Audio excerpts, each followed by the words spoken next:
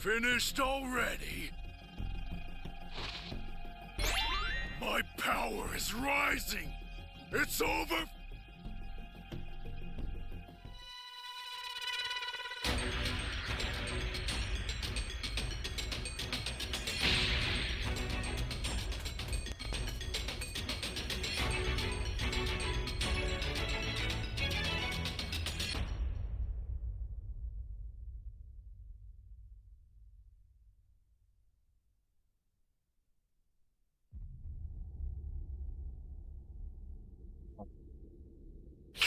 Flying Nimbus! I've set a super time machine, as well as a crate of supplies. Here's how to launch. Find the power key, then place them in the right spots.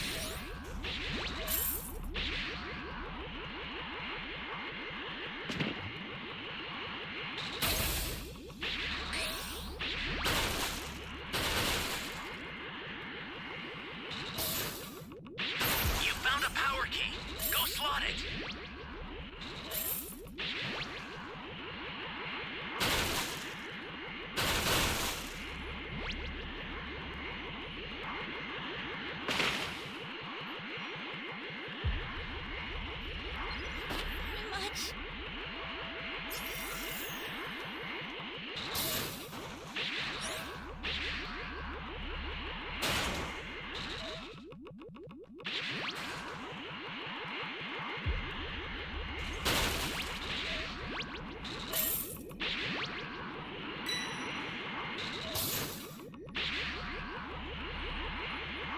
One key so far.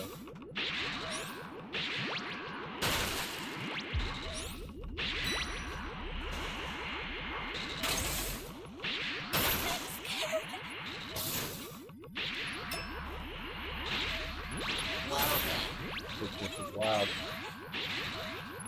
Thank you. Oh.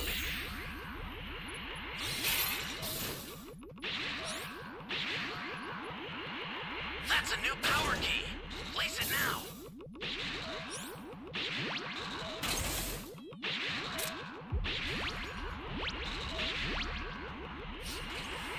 Hey, great! You found another power key. Use it quick.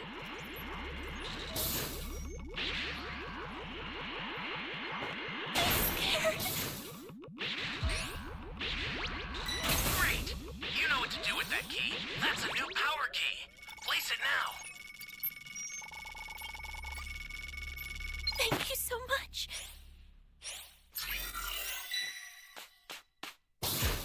One of our keys.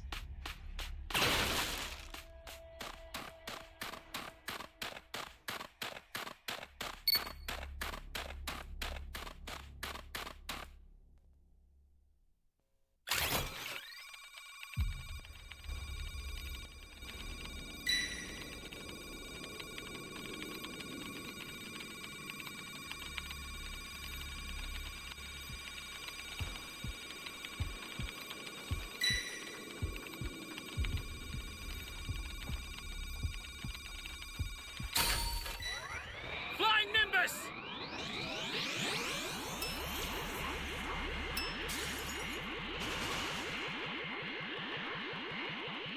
Got him.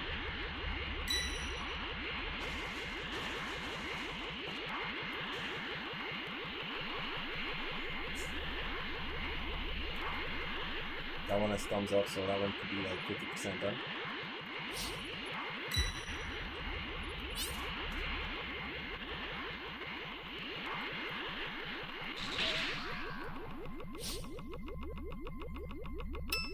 Yeah!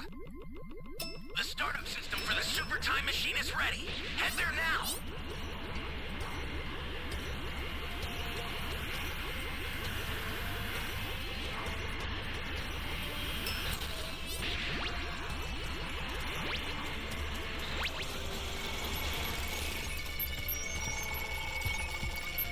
You've got all 7 Dragon Balls. Summon Shinron at the onset. Go, Broly! Got the heck out of this.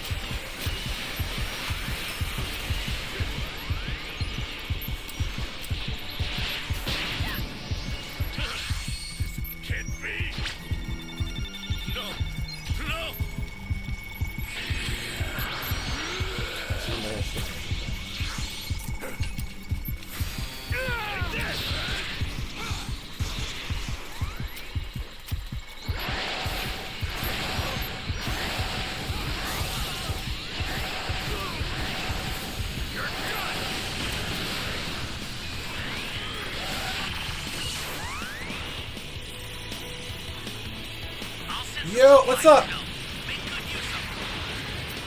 Did you get breakers? I enjoyed the game.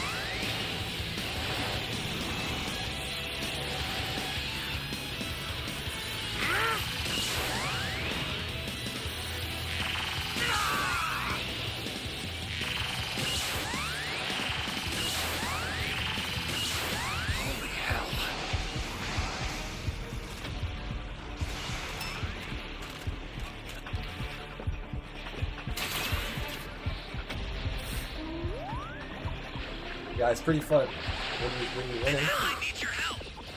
You don't know what danger awaits. Think before rushing in.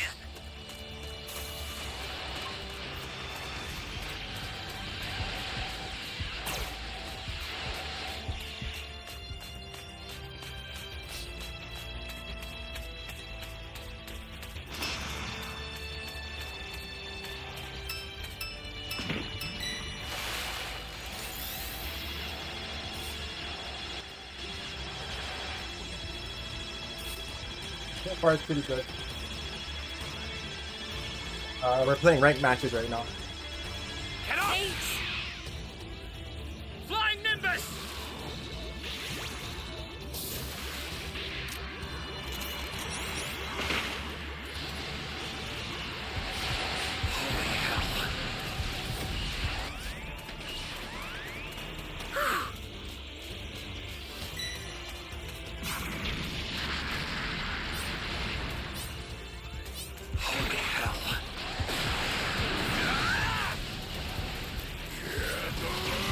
Only one.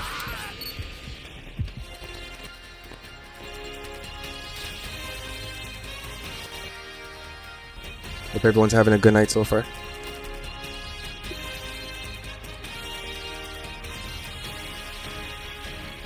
Yeah, you got cooked.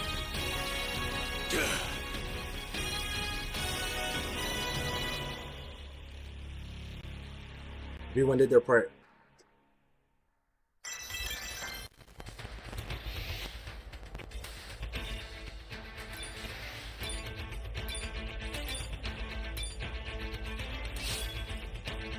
Awesome guitar. Alright, in the meantime, we're gonna watch Goku Black Arc. Takes place after the events of the Universe 6 tournament. Future Trunks races through a war-torn city, its streets littered with scattered papers declaring the end of the war following the defeat of androids 17 and 18. Breathless and worn down, Trunks slows to a stop when something catches his eye. Without warning, an explosion erupts, launching him through the side of a building as a rapid stream of ki blasts chase him down. He retaliates with a blast of his own, but another explosion follows almost instantly, carving a huge crater into the ground. Though he survives the attack, The characters having you are escaped from mostly the just the area, Dragon Ball Z Trunks knows characters, he like, can't stop moving, you know, not yet. all the heroes, and he arrives at you a can hidden pick some of the basement villain and is met skins by as well. future Mai. Overwhelmed with grief, But you can't Trunks pick breaks your the own character. news. Bulma has been found and killed. He struggles to hold back his emotions as Mai silently embraces him in his pain. Sharing a can of preserved meat, Mai listens as Trunks explains that Bulma managed to power up the time machine before she died, but only enough to allow a one-way trip. Handing over the last of the food, he tells her of his decision. He's going to travel 17 years into an alternate past, a time when both Goku and his father are still alive. Meanwhile, in the present timeline, Jocko explains the concept of an alternate past while talking to Bulma, a whole other world that appears when the past is changed by a time machine or something similar. Goku and Vegeta continue sparring nearby, as Whis, Beerus, and the others relax and enjoy some good food. Jocko gives Bulma a hard time, warning her that controlling time is a serious offense. He brings up that her sister, Tights, tipped him off, noting that she might be up to illegal research. Bulma says she has no interest in time travel so long as things stay peaceful, but Jocko questions how she could possibly know what's going to happen in the future. Bulma shifts the focus to Hit, who has the ability to time skip, though Jocko knows that ability can't alter the past and is a rare exception to the law. Present-day Trunks gets a crash course of his own on timelines and alternate realities, though the teacher quickly realizes that the lesson was supposed to be about arithmetic all along. Curious about the nature of time manipulation, Bulma questions Whis about his ability to rewind time, more specifically concerning when Frieza destroyed the Earth. So does this mean there's another world where everyone died? Whis describes it not as time travel, but more like revisiting a specific moment to make a different decision. Beerus questions why she's even asking, since humans have no real access to time travel. Flustered, Bulma struggles to come up with a good excuse. Back in the ruined future, Mai asks why Trunks chose 17 years ago specifically. He explains that those settings are already programmed into the time machine, and if he changes them, he may never make it back to the same world with the same people. In both timelines, the androids were ultimately stopped and peace was restored until someone new showed up. Trunks doesn't know how this mysterious figure keeps finding him, but he suspects that it's because the enemy has learned how to sense ki. He hands Mai a shotgun, and the two of them prepare for what's coming next. As Goku and the others gather for another meal, Whis praises their refined ki control, but notes they shouldn't rely on it too much. Goku takes the opportunity to ask about Zeno, the so-called Omni King, and why he couldn't sense any energy coming from him. Beerus and Whis explain that the Omni King doesn't engage in battle. Rather, with his absolute authority, he can erase anything, villains, planets, or even entire universes in an instant. In fact, there were originally 18 universes. As Beerus munches on the last bits of food, he admits that this is exactly why everyone gets so nervous when Goku interacts with Zeno. Trunks and Mai move cautiously through the underground sewers, heading toward Capsule Corporation. The area seems deserted, so Trunks clears a locked door with a quick energy blast. But a voice rings out behind them, smug and menacing. It had been expecting their return. Trunks launches a blast to distract their stalker, but the enemy retaliates almost immediately, now clearly able to sense ki. Drawing his sword, Trunks shouts for Mai to get to the time machine while he holds the enemy off. But the battle turns quickly, and Trunks is smacked aside with ease. As the enemy approaches him, Mai aims her shotgun in defense, creating a thick layer of smoke as she urges Trunks to be the one to leave instead. But before she can fire again, she's struck by a ki blast and sent tumbling off a balcony. Trunks dashes to catch her, holding onto her tightly as she's presumed dead. Behind him, a fire spreads as their all too familiar enemy with the face of Goku steps forward, vowing that this will be Trunks' end. Trunks powers up to Super Saiyan 2 and unleashes a Masenko blast at his opponent, using the attack as a diversion to close the distance with a swift sword strike followed by a series of rapid punches. However, the assault falls short, and the enemy fends off Trunks' attacks and vanishes in an instant, reappearing behind Trunks to land a brutal elbow to his neck. Questioning if Trunks really thought such a pathetic attack could defeat him, the enemy moves for his sword. Just as the finishing blow is about to connect, Trunks recalls both Mai and his mother's desperate plea to survive and instinctively uses his belt and sheath to jolt himself out of harm's way. As the enemy tries to pinpoint Trunks' position, the time machine bursts out of Capsule Corporation with Trunks inside, launching into the sky. The enemy prepares himself and fires what looks like a Kamehameha wave, but Trunks vanishes just before it hits, narrowly escaping through time. Back in the main timeline, Beerus interrupts Goku and Vegeta's sparring session by striking up a conversation about the duties of a god of destruction. Midway through their match, Trunks' time machine appears and suddenly crashes down from the sky, catching everyone completely off guard. Present-day Trunks investigates and examines someone is inside and hurt. Bulma realizes it's future Trunks and tells Goku to get a sensu bean. He quickly rushes off to Corrin Tower via instant transmission and leaves after a brief conversation. Meanwhile, Pilaf and his gang curiously point out the resemblance between this mysterious Trunks and the one they already know. As Goku returns, future Trunks regains consciousness, sees Goku in front of him, and startled, immediately swings at him. Goku, surprised but unharmed, casually blocks the punch. Regaining his composure, Trunks struggles to understand how Goku is still alive after being killed by Cell in this timeline. As Bulma and Vegeta begin questioning him about what happened, Beerus and Whis realize the boy shares the same name, Trunks, confirming that time travel is once again at play. Goku wonders aloud if Majin Buu could be the cause of Trunks' previous injuries, but Trunks clarifies that the Supreme Kai intervened in helping him defeat both Deborah and Babidi, preventing Buu's return. Beerus and Whis cut in, prompting Bulma to admit that it was her future self who developed the time machine, thus explaining the similarities between the two Trunks present. Beerus threatens to destroy Bulma for tampering with time, but Vegeta, uninterested in the technicalities, demands details about the new threat in Trunks' timeline. Trunks explains that the enemy is a relentless figure who travels from planet to planet, wiping out humanity in the name of a warped sense of justice. Even his mother, future Bulma, was killed by this individual who strangely looks exactly like Goku.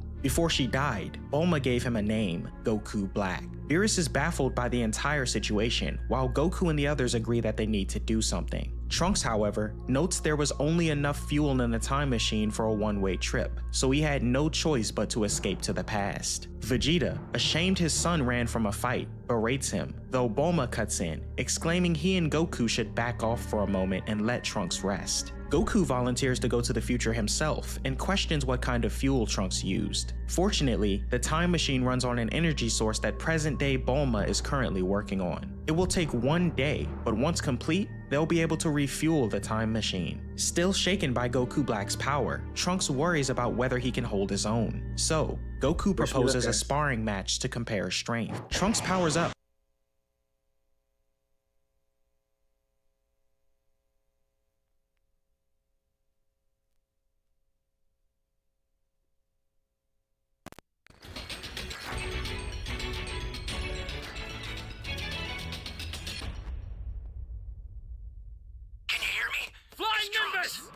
I've set a super time machine, as well as a crate of supplies. Here's how to launch.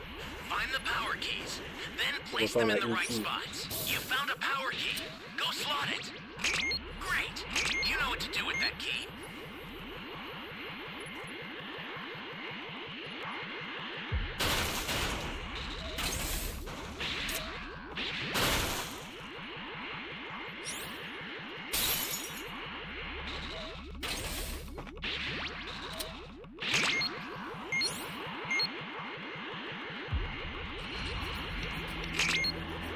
He charged really fast.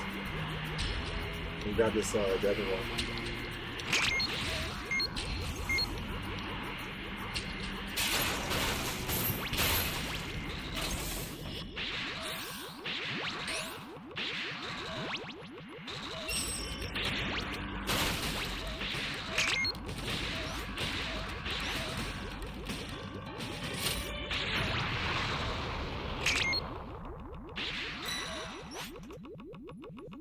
He's gonna come over here.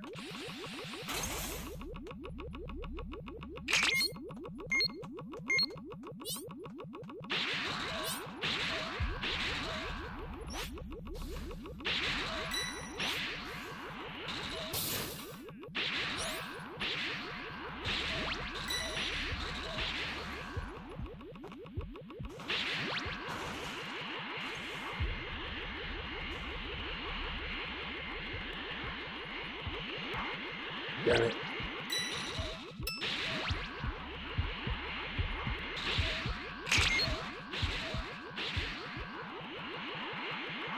He didn't see me. Where's his A key? Okay, his E key's over there.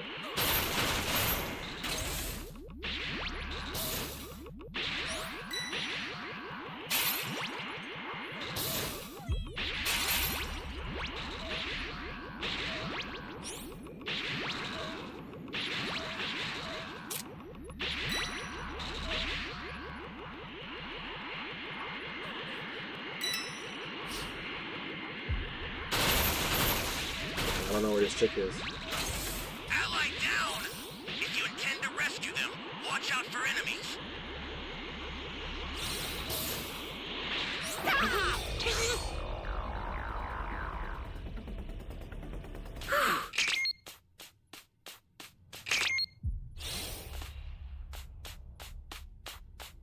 Does someone have the Dragon Balls or am I tripping? Hey, great! You found another power key. Use it quick!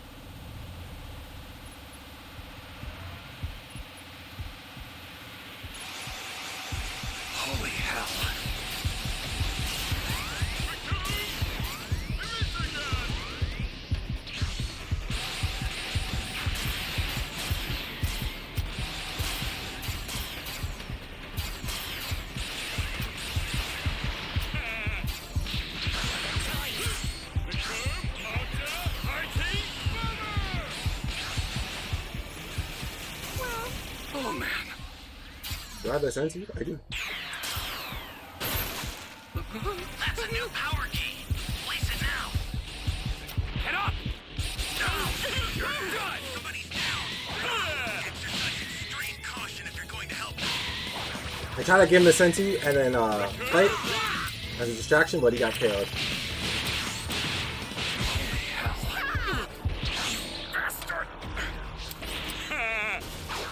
So Nice going.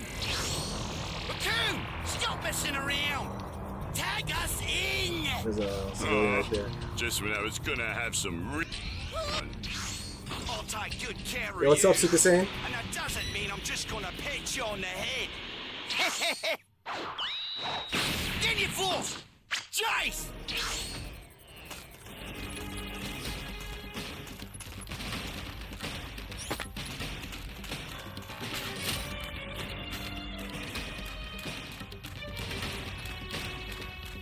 What's up, Mac?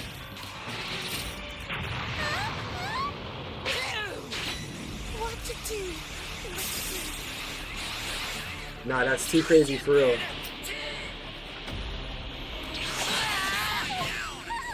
That's weird.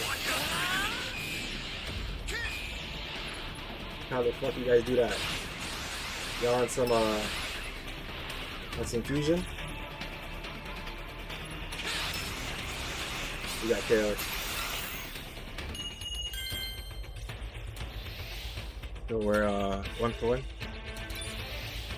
Crackling with lightning, prompting Goku to compliment him and transform as well. As the two begin trading blows, Trunks holding his own quite well, Beerus notes that both are currently fighting in their Super Saiyan 2 forms. Whis then remarks that Trunks might actually have the edge. Goku compliments Trunks again, noting his Super Saiyan 2 form Dragon is a Ball lot breakers. better than Gohan's was back during the battle with Cell. Trunks notes it's been more than 10 years since then, and that he's trained himself thinks to in death. ranked matches. Goku then escalates to Super 1-1. Saiyan 3, 1-1 impressing loss. Trunks, who responds by powering And up this is, even the further Goku himself, Black arc. enough to surprise Manga even format. Vegeta, who says that Trunks is just as strong as Goku's Super Saiyan 3 form now. Trunks charges in with an attack, but Goku catches him off guard with a you guys swift up to? kick from behind, knocking him to the ground. Beerus observes, noting that Goku briefly tapped into his god form. Trunks notes that even with all this power, he was still no match for Goku Black. Goku invites Beerus to come along to the future, but the God of Destruction refuses, instead questioning what his counterpart in Trunks' timeline is doing while this chaos unfolds.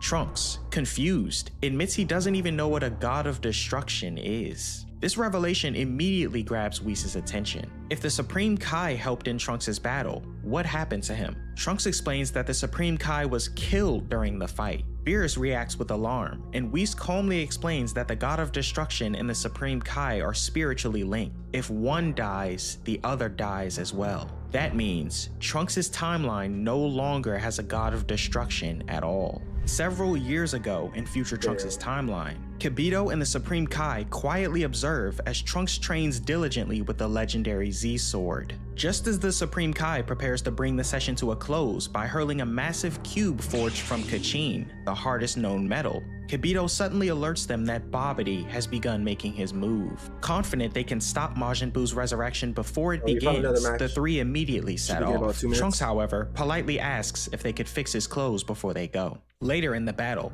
a bloodied Supreme Kai and Kibito bear witness to Trunks clashing with Deborah while Babidi gleefully looks on. During the fight, Deborah spits on the Z-Sword, forcing Trunks to drop it to avoid being turned to stone. The sword shatters into pieces, killing the old Kai trapped inside, unbeknownst to everyone. It becomes painfully clear that the Supreme Kai miscalculated. Pui Pui and Yakan were nothing more than distractions to buy time. The Supreme Kai attempts to intervene, but Deborah quickly overpowers him and sends him flying. Kibito screams in desperation, knowing that Supreme Kai must not fall. But before he can act, Deborah appears before him and incinerates him on the spot. leaving Trunks shouting in horror as Babidi uses his magic to strangle the Supreme Kai with telekinesis. Fueled by rage, Trunks powers up even further to Super Saiyan level 2, 80, lightning baby. bolts flickering around him as his energy surges. Babidi shows a 18. hint of concern, though Deborah remains confident that Trunks Right now is I'm playing still with a bunch of outmatched. The tide begins to shift as Trunks lands a series of strong hits, aided by the Supreme Kai using his own telekinetic powers to momentarily freeze Deborah in place. Seizing the opening, Trunks fires a devastating blast that finally destroys the demon and Babidi as well. With the battle over, the Supreme Kai takes a moment to celebrate the return of peace before collapsing from exhaustion as Trunks rushes to his side. Far above, perched atop a cliff,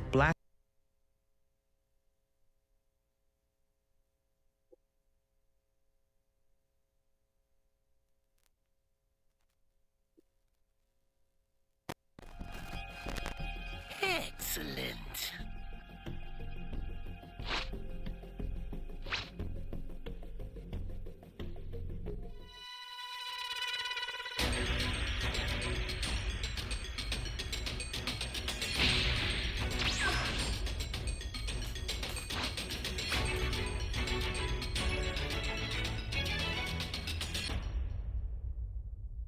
Can you hear me? It's Flying Trunks. Nimbus! I've set a super time machine, as well as a crate of supplies. Here's how to launch. Find the power keys, then place them in the right spots. You found a power key. Go slot it.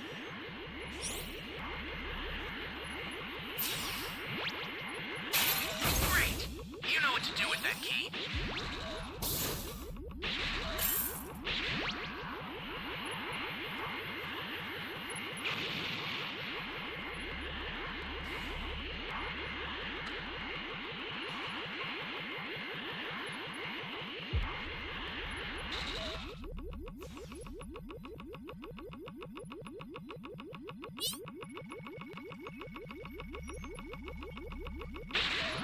Kinda risky.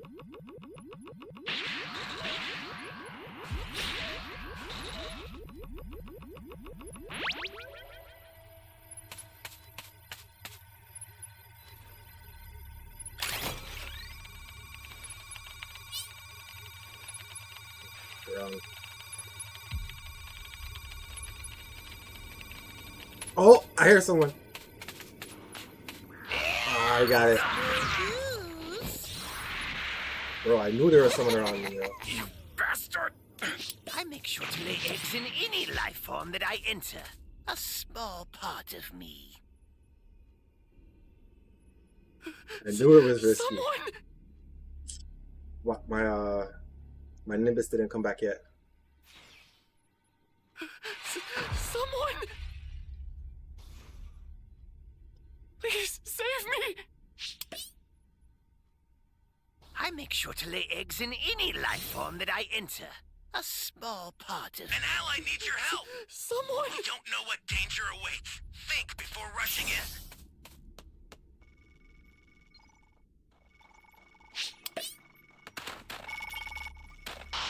Pathetic little coward, aren't you?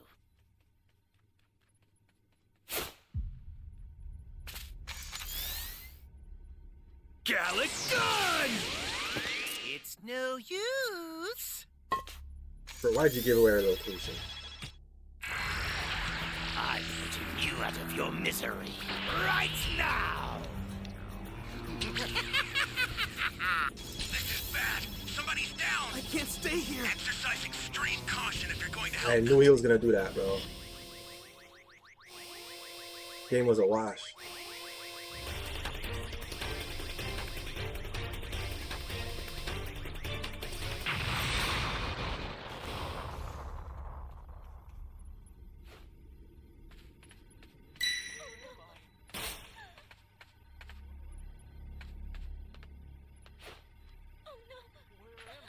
That guy, you took too long, bro. Unfortunately, we got killed. That brought some bad luck.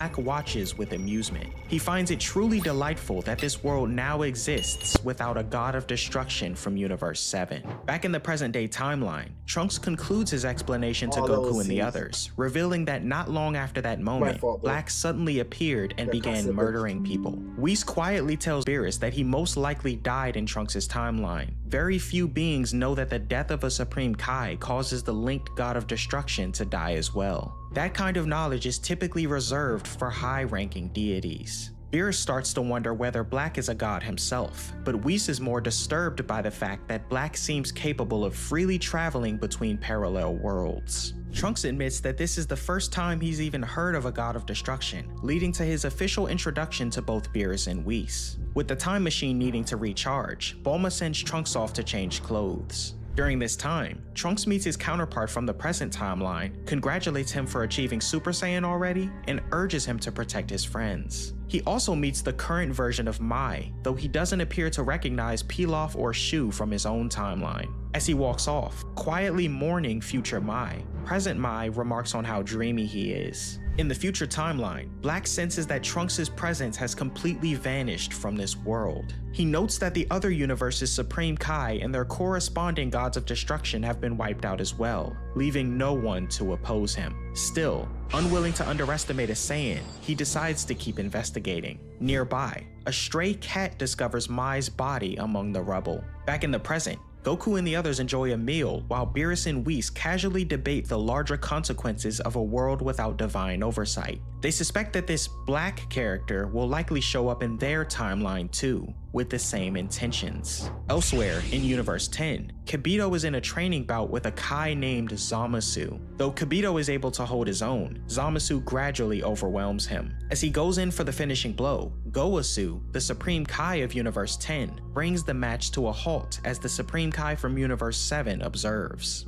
Gowasu explains that Zamasu once served as the North Kai from their universe and is now preparing to take over as the next Supreme Kai. As the conversation continues, Zamasu expresses his belief that it was the Supreme Kai from Universe 7 who defeated Majin Buu a few years ago. The Supreme Kai tells the group that defeating Buu wasn't something they did alone, and that it was actually supposed to be handled by the god of destruction. He goes on to say that they only succeeded thanks to the help of Son Goku and his friends. Zamasu is taken aback by the idea of mortals attaining the power of gods, and begins to voice concerns about maintaining balance and order throughout the cosmos. After Supreme Kai and Kibito leave, Gowasu turns his attention to Zamasu, noting his martial arts skills are at their peak, but they now need to work on his inner self. The two observe planet Bobbery, where the sentient inhabitants have evolved, but they've also turned savagely violent. Zamasu instantly declares that such a race should be eradicated, shocking Gowasu, who warns that such thinking sounds more like that of a god of destruction. Zamasu is convinced that the species will never create order, though Gowasu disagrees. To find out for themselves, the two decide to use the special time rings, the item that allows you to freely travel through time, to observe the race's development 1,000 years into the future.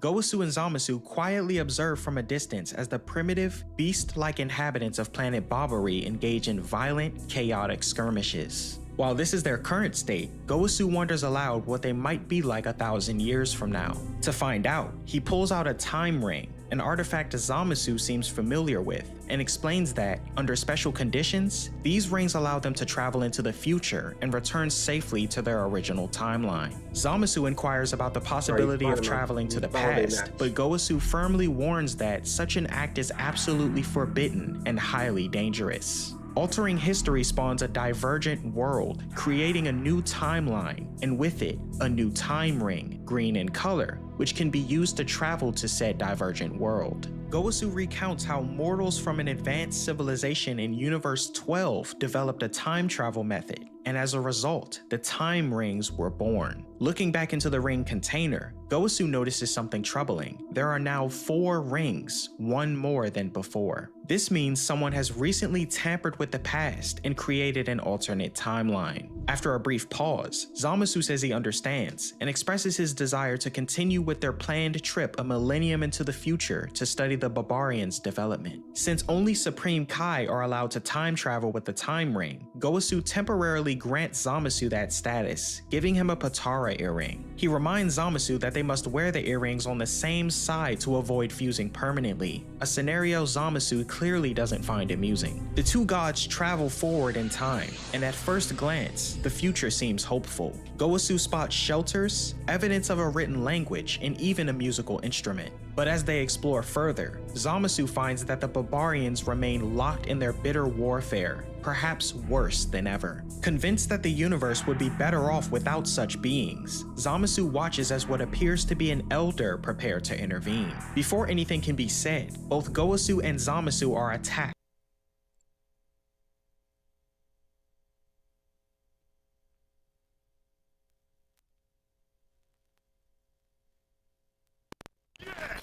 I'm even more powerful than before! Another powerful foe! You little... Stay still!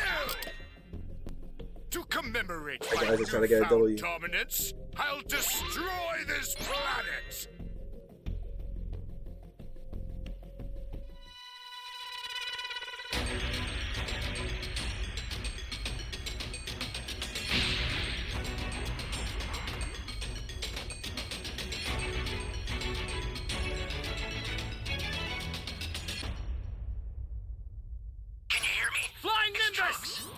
I've set a super time machine, as well as a crate of supplies. Here's how to launch. Find the power keys, then place them in the right spots.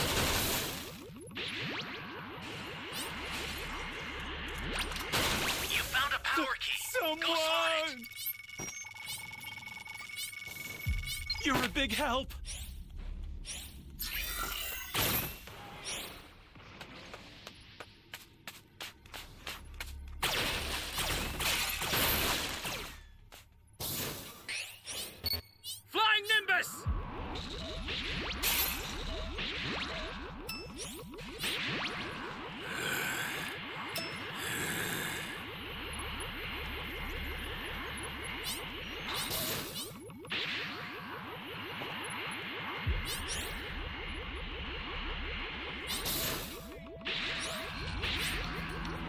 Not too late.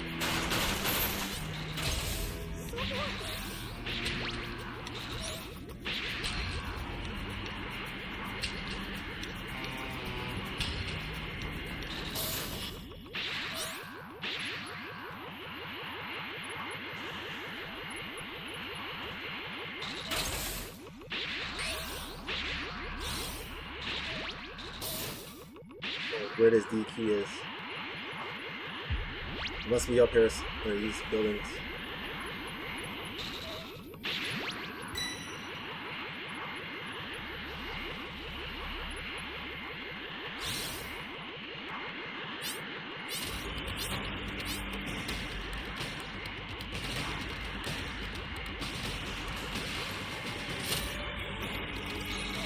Great! You know what to do with that key. You're a big help.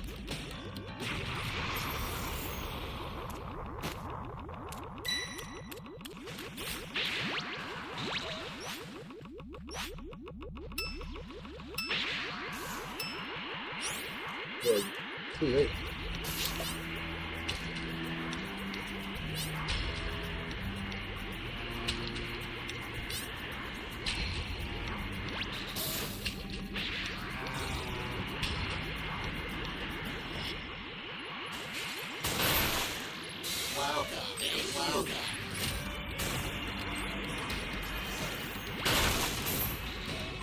That's a new power key.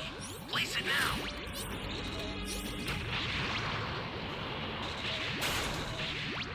That EQ should have been set.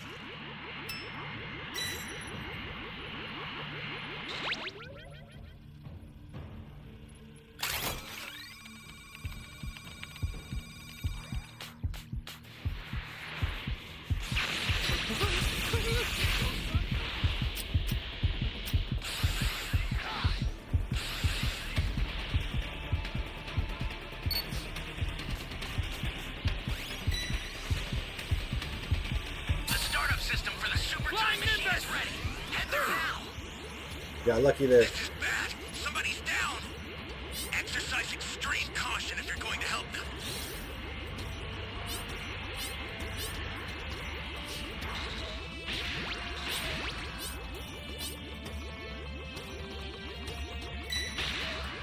A super transfer is headed your way. Take it now.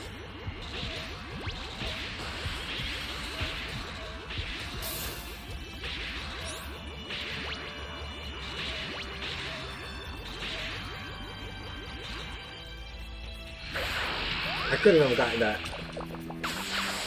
I was hoping one of those guys would have grabbed it.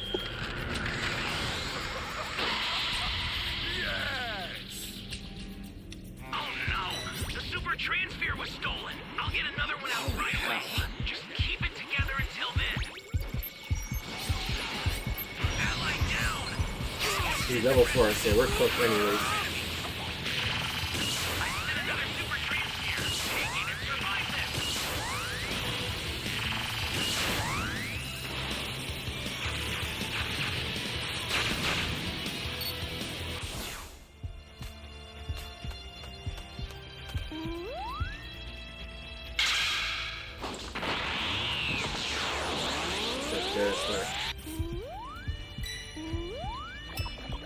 The startup system's under attack.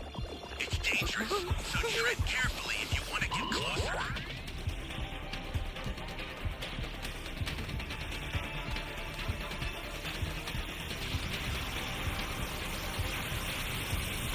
This is bad. Somebody's down. Exercise extreme caution if you're going to help them. I'll send some supplies to help. Make good use of them. Nice chunk.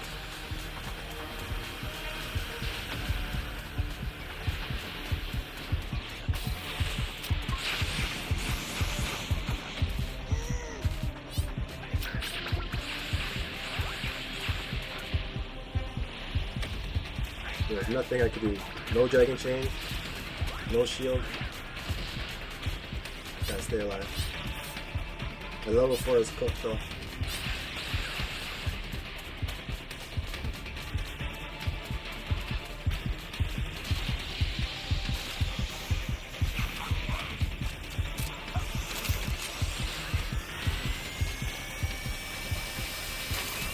Oh man.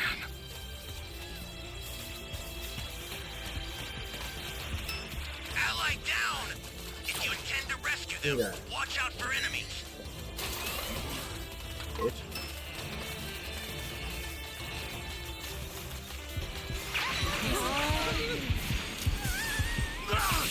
Bastard! It's over.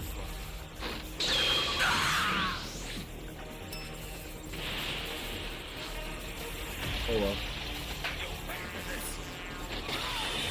From behind, Zamasu retaliates by knocking the creature away, and Goku urgently insists that it's time to leave. Ignoring the command, Zamasu's anger flares as he forms an energy blade around his hand and slashes the attacker in two, ending its life with a cold smile. Goku yells at Zamasu to return at once, and the two gods instantly warp back. Once they arrive, Goku demands the return of the earring and an explanation for what just occurred. Zamasu responds bluntly, "These vile creatures have You guys no play right any, to ranked matches exist yet? and are nothing but trash." Goku Survivor? questions why Or is it Zamasu already? hates mortals so much, and the two engage in a disagreement in intervening with mortal life. Zamasu questions the point of being a Supreme Kai if their role is only to observe and never to act. Goku stresses the importance of fairness, reason, and impartiality in the role of a god, noting that Zamasu's time in achieving his power must be used in an effort to balance his heart. Shaken by the ordeal, he instructs Zamasu to prepare him some tea. Meanwhile, back on Earth, the heroes are caught up in an intense go-kart race via video game. As Vegeta struggles to take a corner at high speed, Beerus seizes the opportunity to pull into first place. The younger Trunks isn't having it and tosses a turtle shell at the God of Destruction, allowing future Trunks to snatch victory. As Beerus and Whis prepare to leave, Goku reminds future Trunks to get some rest before their showdown with Black.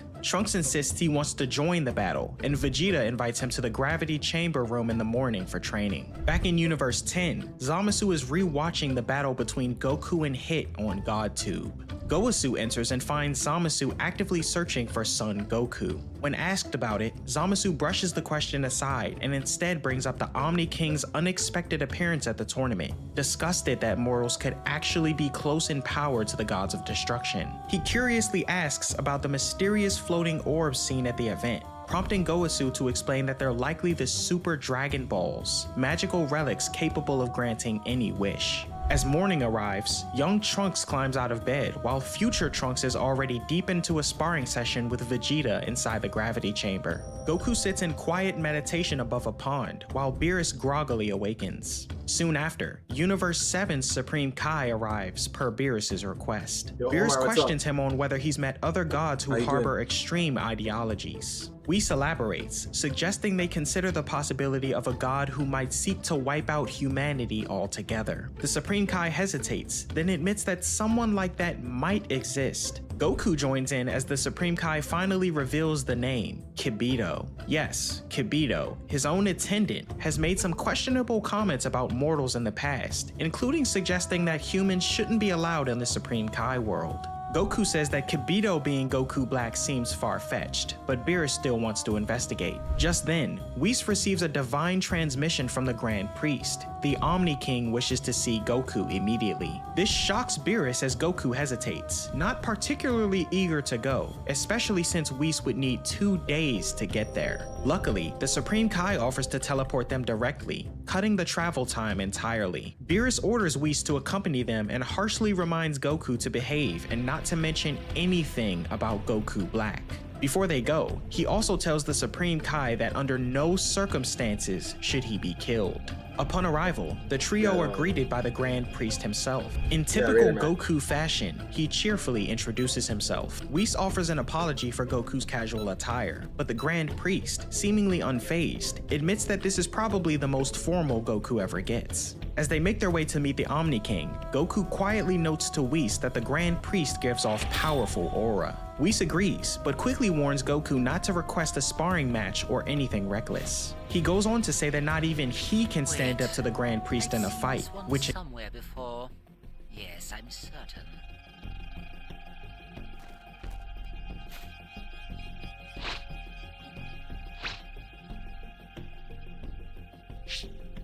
Wait, I've seen this one somewhere before. Appreciate it, Mac.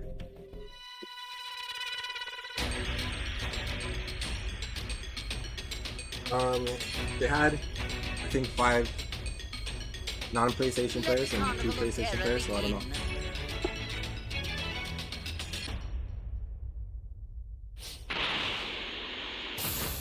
Well, that's not good.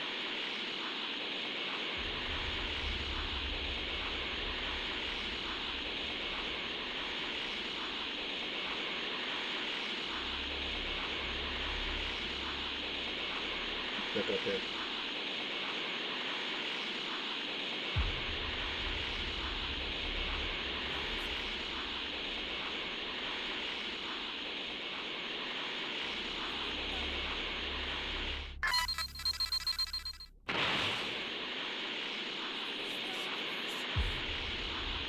Give me the Dragon Ball.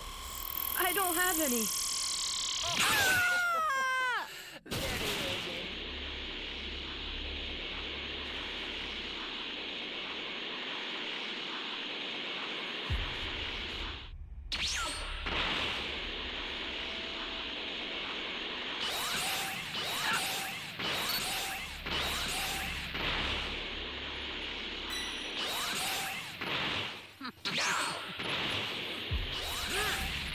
Give me the Dragon Ball.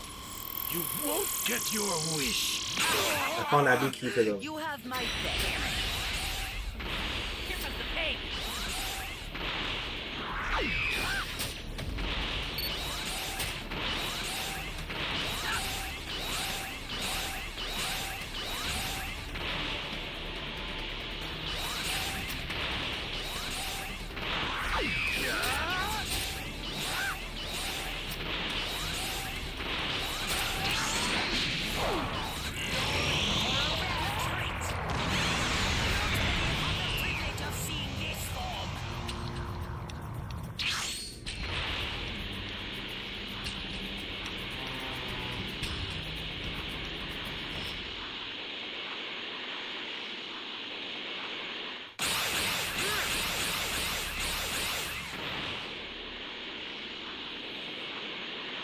Oh no. Where are the Dragon Balls? I have Where's everyone? Where are the Dragon Balls? Get Ah! away! I'll make sure your death is quick. Go!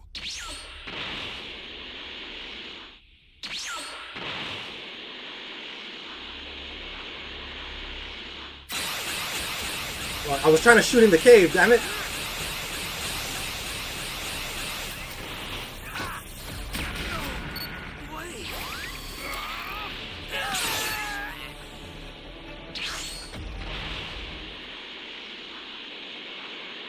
I thought I was shooting the damn cave.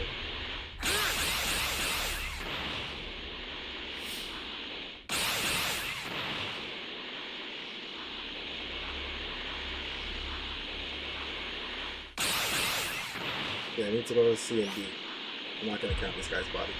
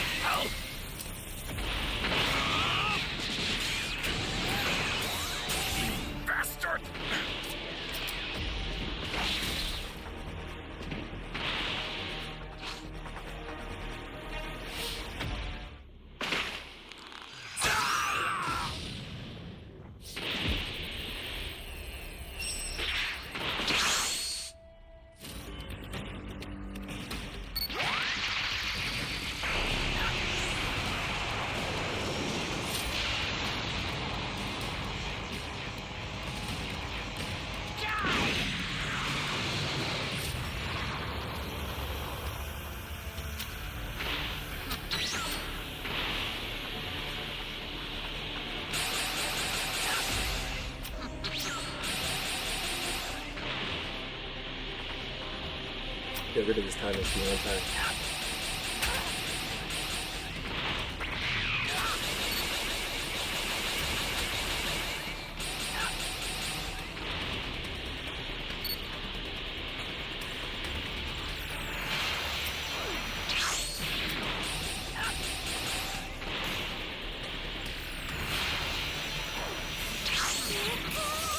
It's on!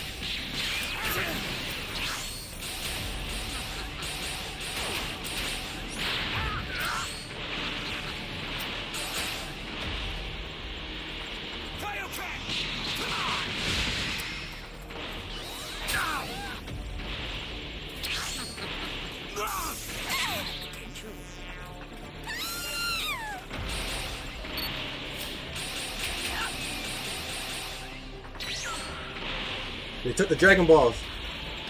It's not good. I can still cook at level 4 Frieza.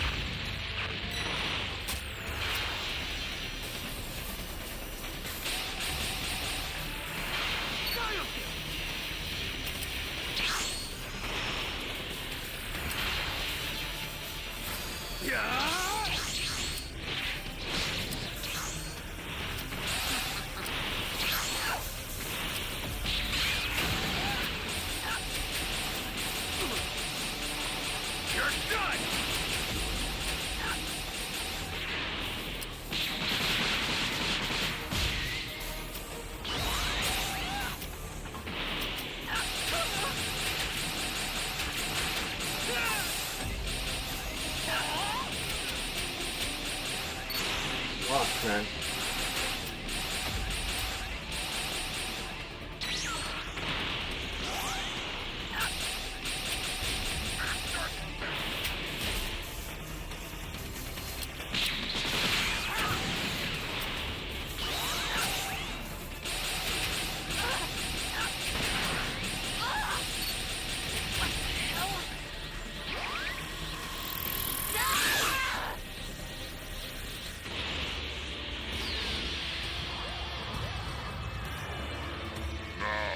Understood. Bro, just buy the game. It's like 20 bucks.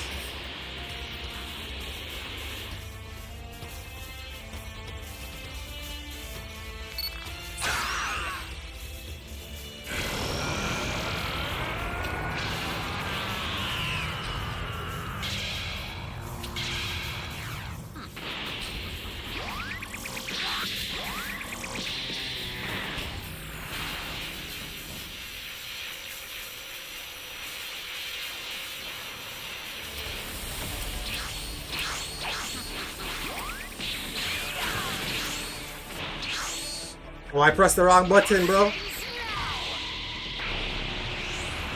I want to press L1.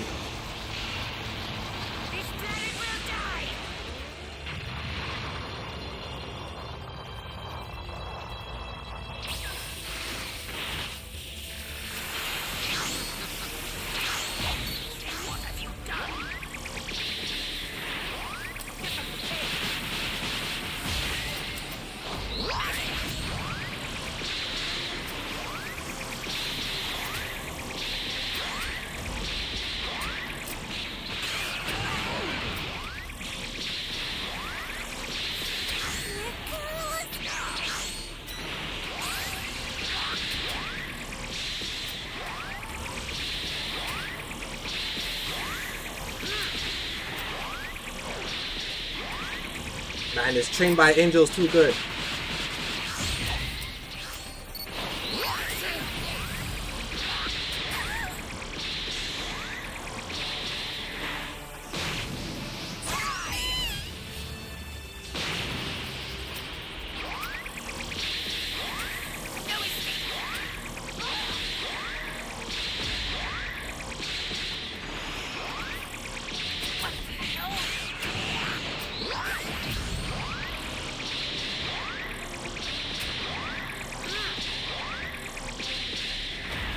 Fuck, I forgot. Got cooked, guys.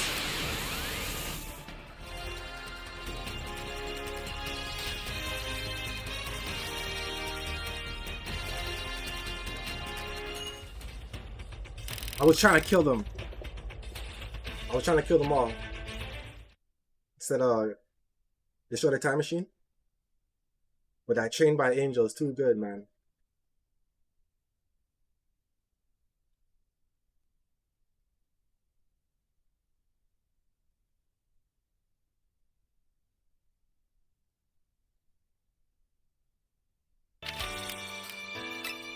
That Trained by Angels too good, bro.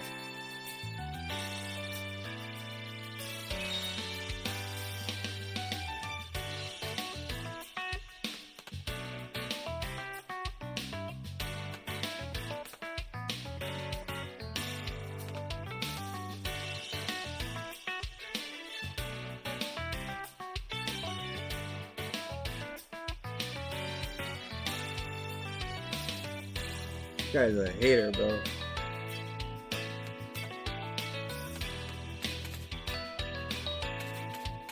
$24 timeout. Excites Goku. Goku then wonders aloud if they should bring up the Goku Black situation, reasoning that someone like Black wouldn't stand a chance against the Grand Priest.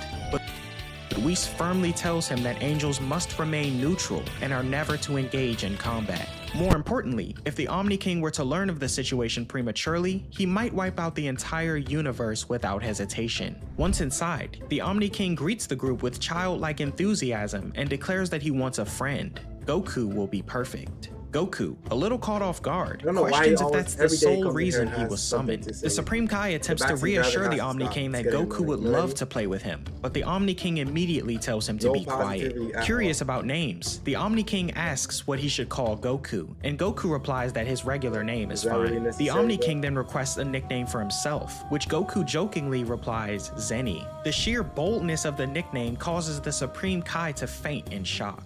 Goku tries to pivot the conversation, asking if they're going to talk about the multiversal tournament that was teased after Universe 6 and 7's match. The Omni King says they'll get to that later. Right now, he just wants to play. Goku explains that he's busy with some urgent matters and can't stay to play at the Platinum moment. Frieza? Though the Omni King's attendants Golden begin to Frieza? I didn't buy scold him him yet. and lunge in to attack, the Omni King silences them too. Goku promises to return once he's resolved his current business and says he'll even bring someone who might make an even better friend. In response, the Omni King presents Goku with a button he can press at any time to summon him. As Goku scoops up the fainted Supreme Kai and departs with Whis, the Grand Priest quietly reflects on what an interesting companion Goku might become for the Omni King, noting even he's excited to see him again. Elsewhere, Gowasu steps away from his duties and calls out to Zamasu to prepare him some tea, but his apprentice is nowhere to be found. Meanwhile, on Zuno's planet, Zamasu is receiving instructions on how to use the Super Dragon Balls. Zuno appears hesitant to continue answering questions, but Zamasu leans into his divine authority as a Kai to demand more specific information, going so far as to threaten Zuno's life. Zamasu discovers that since the artifacts have been used recently, the Super Dragon Balls cannot be used for a year. He then demands the precise location of each Dragon Ball. Back on Earth, a visibly irritated Beerus awaits the group's return. Whis thanks him for his patience, while Goku cheerfully comments on how friendly Zenny is.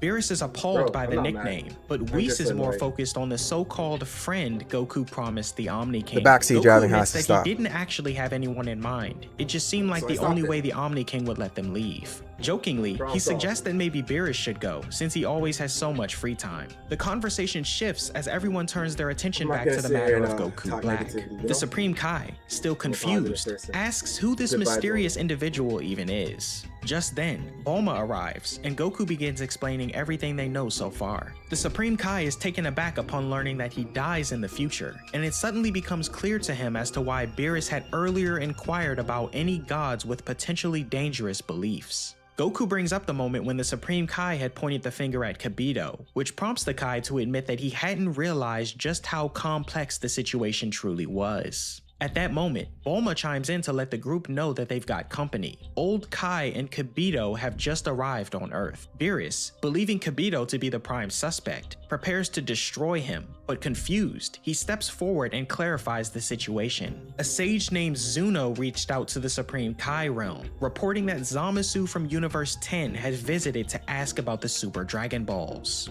Beerus isn't familiar with Zamasu, so the Supreme Kai elaborates. Zamasu is a Kai from Universe 10 currently training to become a Supreme Kai. He likely witnessed the Universe 6 vs 7 tournament on GodTube, which apparently was illegally uploaded. Kibito adds that Zamasu even asked whether it would be possible to use the Super Dragon Balls to switch the bodies of a god and a mortal, shocking everyone. With all the pieces in place, the realization becomes clear. Zamasu must have swapped bodies with Goku, and that is who Goku Black truly is. Trunks, however, is confused. Goku in his timeline had died long ago, so how could Zamasu have taken over his body? Beerus explains that the Supreme Kai possess time rings, which allow them to access parallel timelines. But there's a problem. Zamasu is still just a Kai, not yet a Supreme Kai. How could he have gotten his hands on a time ring? Digging deeper, they ask Trunks if Goku Black wears a Patara earring. He confirms this, but isn't sure about the color. Through a brief memory of Black taunting him, Trunks manages to identify the earring's color. Whis quickly pieces things together. The Supreme Kai of Universe 10 must now be in serious danger. Bulma theorizes that Zamasu likely killed his master, took the Patara and the title of Supreme Kai, and then used the time ring to travel to Trunks' world. Whis suspects that, since the strongest warriors like Goku still exist in this timeline, Zamasu chose a timeline where he would face less resistance. Beerus blames the Supreme Kai for having died in that alternate future, while Whis worries that Zamasu may now be hiding in Trunks' timeline, potentially preparing to eliminate them all.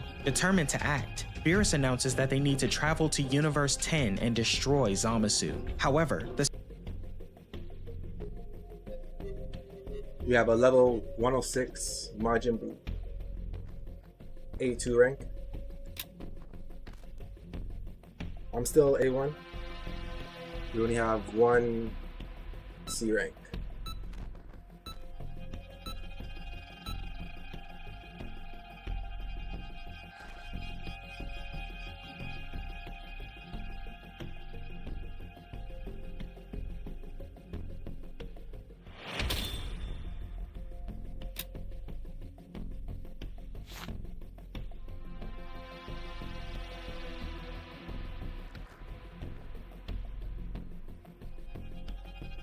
Yo, Super Saiyan, why are you so worried about Mac?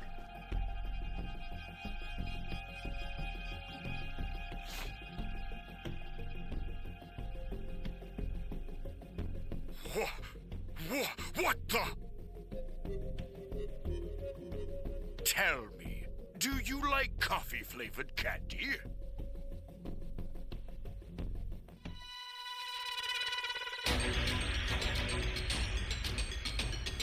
He's gone, that's all that matters, bro.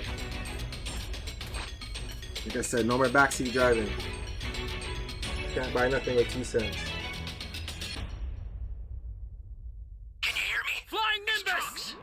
I've set a super time machine, as well as a crate of supplies. Here's how to launch. Find the power keys, then place them in the right spots. Y'all should exchange emails or something.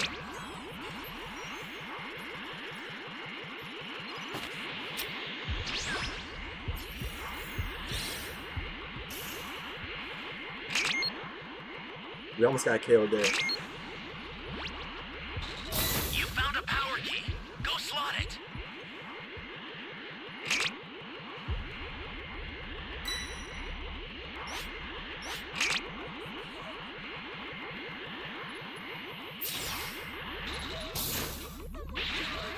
Someone!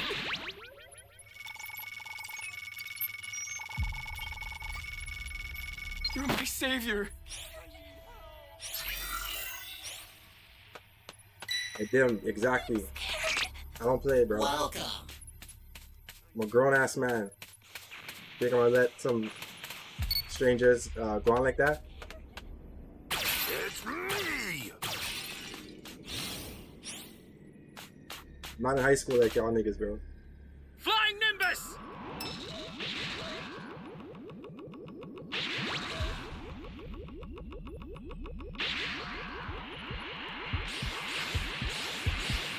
Stay calm. Stay calm. It's me! I don't know where that girl was.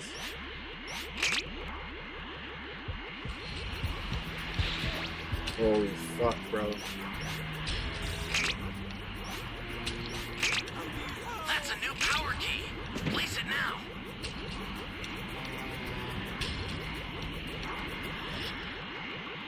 I have this key radar and I can't find this key.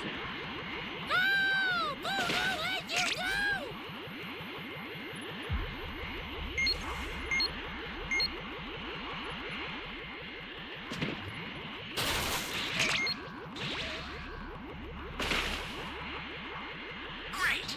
You know what to do with that key. That's a new power key. Place it now.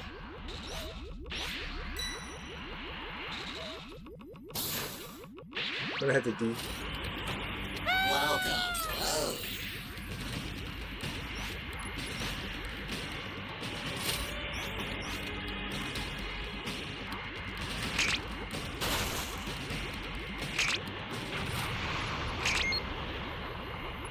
Let's show what's up there.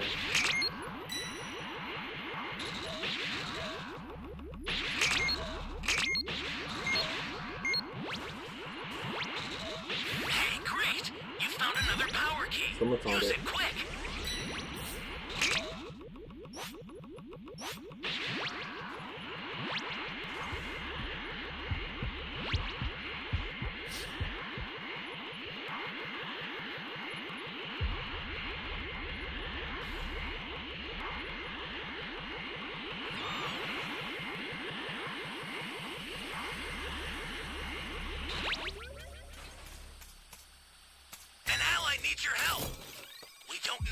danger awaits. Think before rushing in.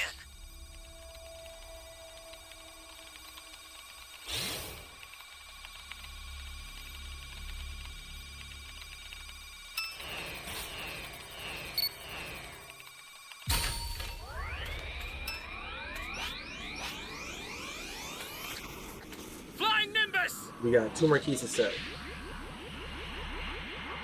I do have time patroller's duty, so we can set the key really fast. Once there's 1 more key left. Someone sets that key, I can set this key.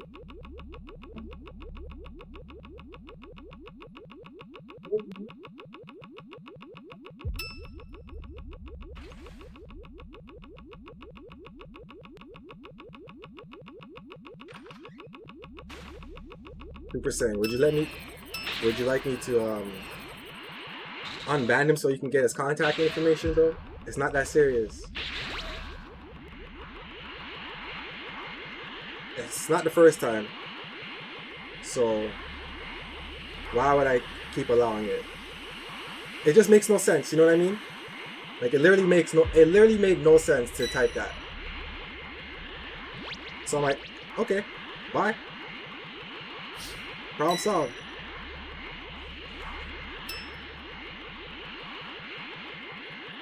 I really don't care what this guy has to say anymore.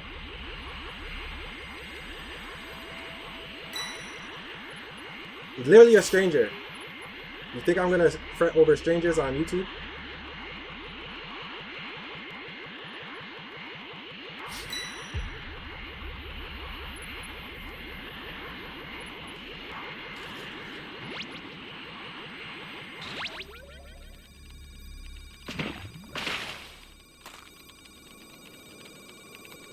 Access the startup system from the central area.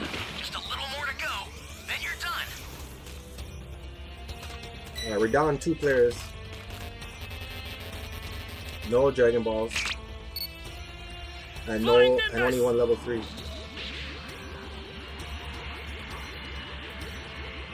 This is bad. Somebody's down. Exercise extreme caution if you're going to help them.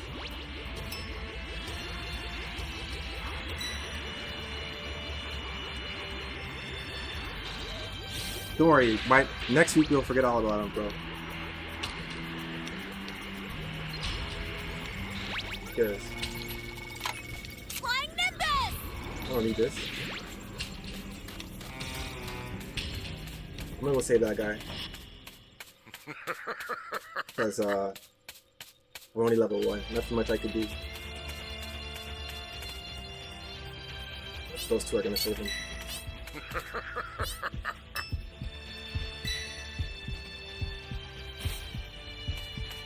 Holy hell.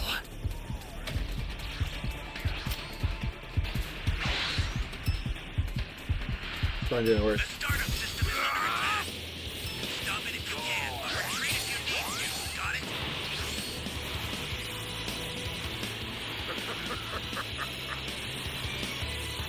I'll send some supplies to help. Make good use of them.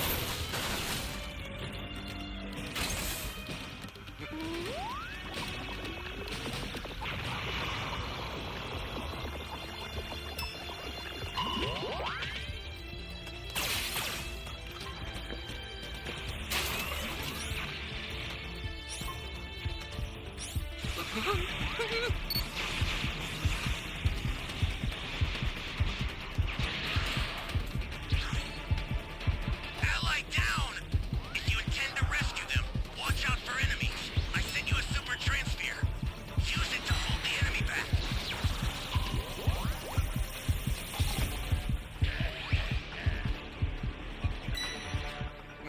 I just trying to play smart. Not rushing in.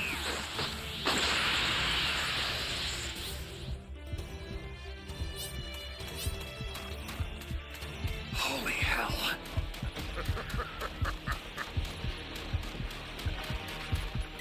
The startup system's under attack. It's dangerous, so tread carefully if you want to get closer.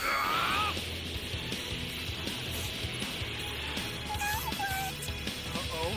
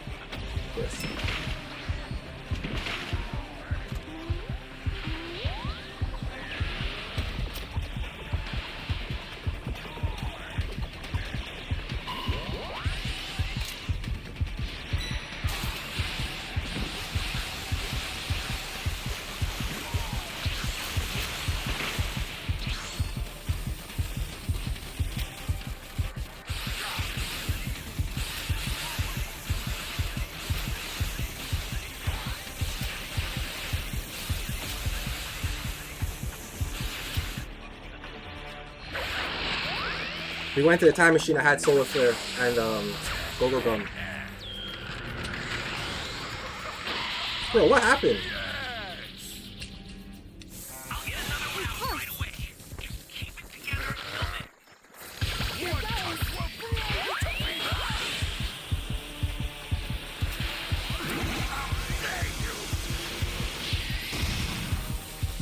I spin another super transfer.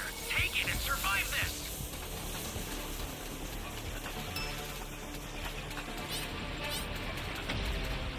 An ally needs your help. You don't know what danger awaits. Think before rushing in.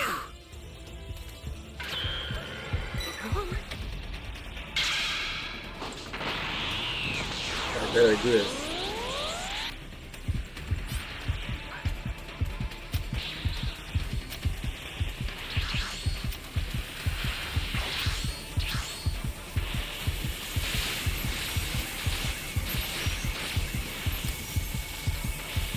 Got it.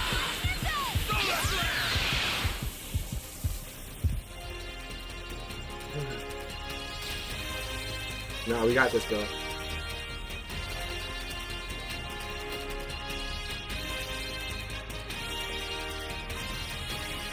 Don't doubt me, dog. Sometimes you just have to let it play out. Survive, that's all that matters. You got the W. You got the points.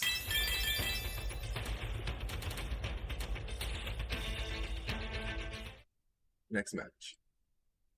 The Supreme Kai hesitates, pointing out that interfering will create another divergent timeline. Beerus, however, exclaims it's better than being killed. Goku wants to go too, but Whis says it's too risky as he's a prime target for Zamasu. Beerus also insists that this mission is strictly for the gods. The Supreme Kai offers to take the two to Zamasu right away, but Beerus has something else in mind for him. With that, Beerus and Whis depart, leaving the others behind. Vegeta vents his frustration, annoyed that Zamasu chose to target Kakarot instead of him. Then again, he admits, Monaka was the real hero of the Universe Tournament. Pilaf soon informs the group that they've gathered enough energy to power the time machine. Goku and Vegeta are ready to head out. They can't afford to wait for Beerus and Whis. Future Trunks acknowledges his readiness as well, and promises his mother to come back alive. Meanwhile, Beerus and Whis arrive in Universe 10 and are greeted by Goasu in the Supreme Kai realm. After a polite exchange, they explain that they wish to speak with his disciple. But Zamasu has gone out, and for the first time ever, without Goasu's permission. In response, Beerus decides to wait for his return. Elsewhere, Goku and Vegeta confirm that they've brought sensu beans and travel to the future with Trunks.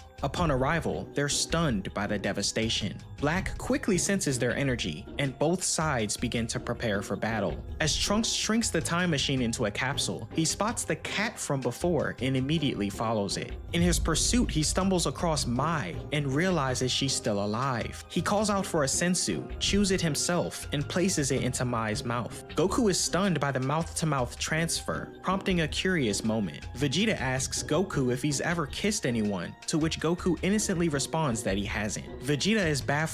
Goku is married after all. Goku, ever clueless, doesn't see the connection. Mai regains consciousness and is shocked to see Trunks, asking if he made it back to the past. Trunks explains that he returned with Goku and Vegeta to defeat Black. Recognizing Mai as the future version of the girl from his home, Vegeta tells both her and Trunks to stay back while they take care of Black. They might need Trunks' backup, but if the fight goes south, he must escape using the time machine. Goku notes that Vegeta's changed a lot from before, and the two head off for battle. Mai wonders if Goku and Vegeta can truly win. Trunks, confident in their power, believes they're the only ones who can save this world. Black, sensing the movement of two powerful energies, wonders who they could be. Goku and Vegeta land, scouting a nearby, barren area to avoid more destruction. Suddenly, Black arrives, a bit confused by the situation. Vegeta steps forward, eager to go first, thrilled by the idea of beating down someone who looks exactly like Goku. Goku wastes no time revealing that they've uncovered Black's true identity. Black admits that he killed the version of Goku whose body he now inhabits, but expresses curiosity over how Goku and Vegeta managed to appear in this timeline. Vegeta doesn't bother answering. Instead, he immediately powers up to Super Saiyan 2 and charges in, launching a relentless barrage of attacks. Black withstands the onslaught, seemingly blocking each strike with precision, though the force of the blows is undeniable. Then, powering up to Super Saiyan himself, Black counterattacks. Vegeta, staying sharp, maneuvers around a blast and lands a powerful double fist gut punch, catching Black completely off guard. As the battle rages on, Goku, Trunks, and Mai observe from a distance. Trunks comments on how it's been a while since he's seen Black transform, and he seems even more powerful than before. Vegeta presses on, landing several solid blows that push Black to finally erect a barrier. As Black muses about which timeline his opponents came from, Vegeta calmly replies that, since Black stole Goku's future body, he should be capable of going Super Saiyan Blue as well. Smirking, Vegeta transforms into Super Saiyan Blue and continues to provoke him. Black responds with visible frustration, admitting that he can't access that form, prompting Vegeta to continue his assault, mocking Black by praising the combat prowess of the real Goku. He can't acquire true strength by just stealing someone's body. Meanwhile, in the present timeline, Zamasu finally returns, only to be met by the unexpected presence of Beerus and Whis. Beerus doesn't waste time, immediately confronting Zamasu about his suspicious visit to Zuno and his inquiry regarding swapping bodies with a mortal. At that very moment, Universe 7 Supreme Kai arrives, having just returned from a journey to the future where he witnessed Zamasu's impending betrayal. He informs everyone of his crimes, and Beerus makes up in his mind to destroy him. Goasu, stunned and disappointed, demands an explanation from his student. Zamasu, smiling with an air of superiority, remains unapologetic, referring powerful than before. Another powerful foe. Ha ha! I found you. Another powerful foe.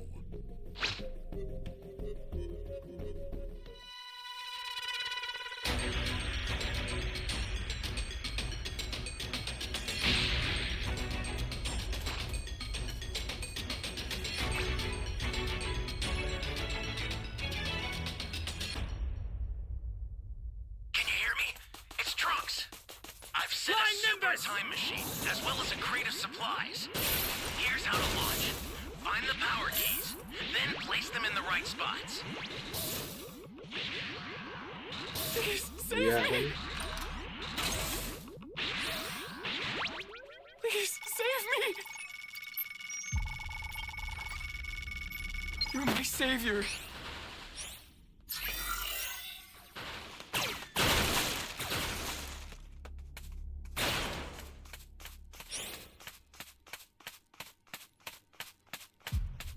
We need to find a key right now. There we go. I called it. Power key. Go slot it. But where is it? I need help. Okay.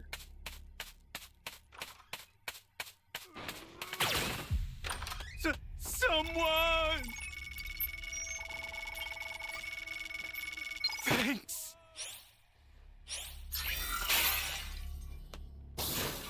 Hey, great! You found another power key. Use it quick. It's me. Kind of risky.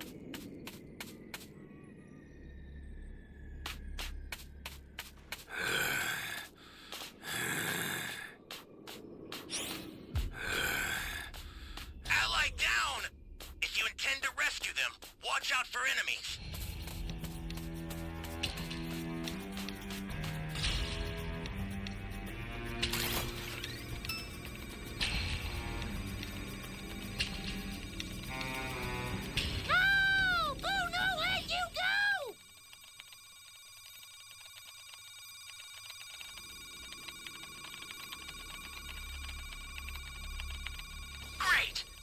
To do with that key.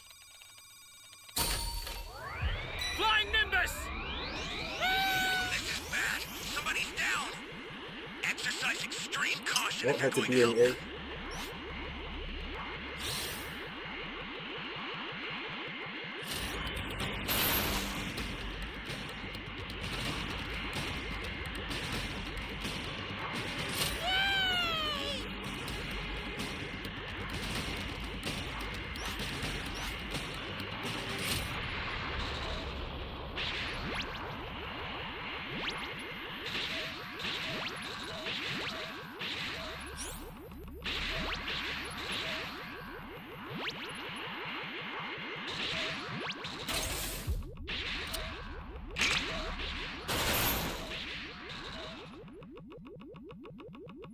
Nah, we lost player.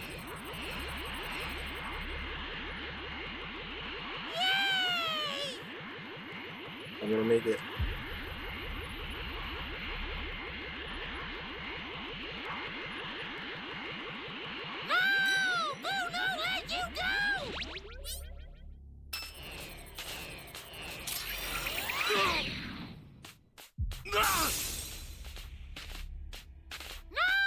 There's a spaceship. Can I make it? Who say you die?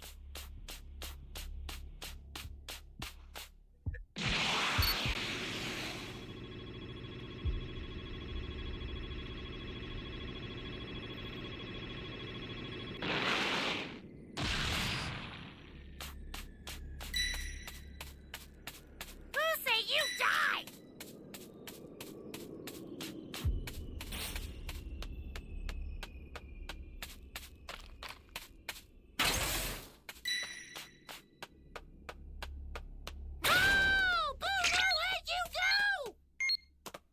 Someone save me!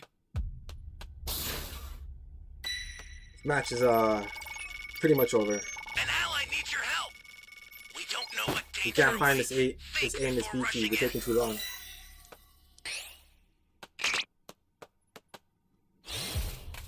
Flying Nimbus!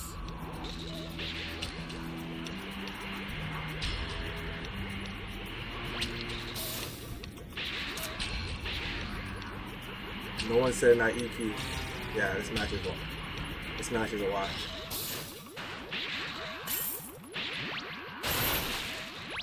Someone save me! Oh, come on!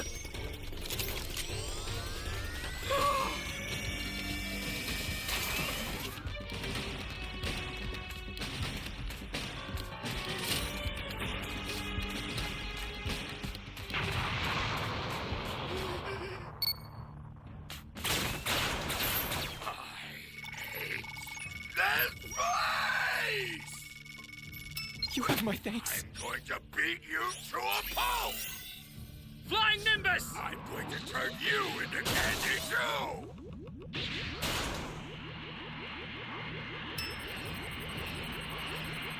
24 players left.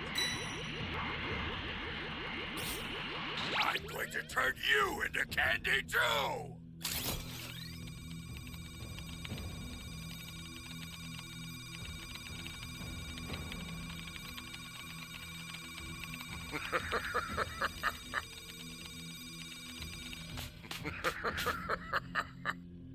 I sent you a super transfer. Use it to hold the enemy back.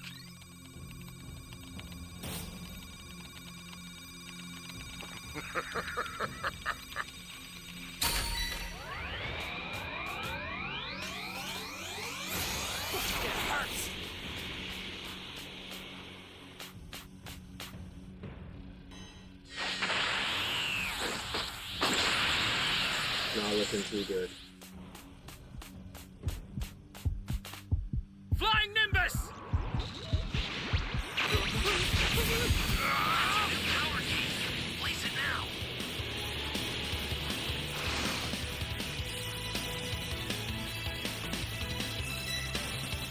I'm going to... The startup system for the super time machine is ready. Head there now.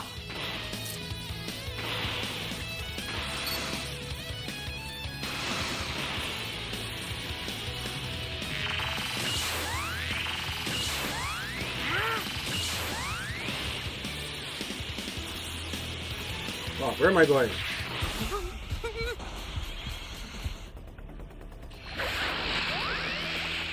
Match was...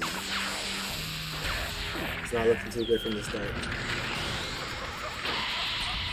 Yes! I'll get another one out right away. Just keep it together until then. I'll send some supplies to help. Make good use of them. Bastard! Ha ha! I found you! I got a super transfer. Take it and survive this. We got KO'd.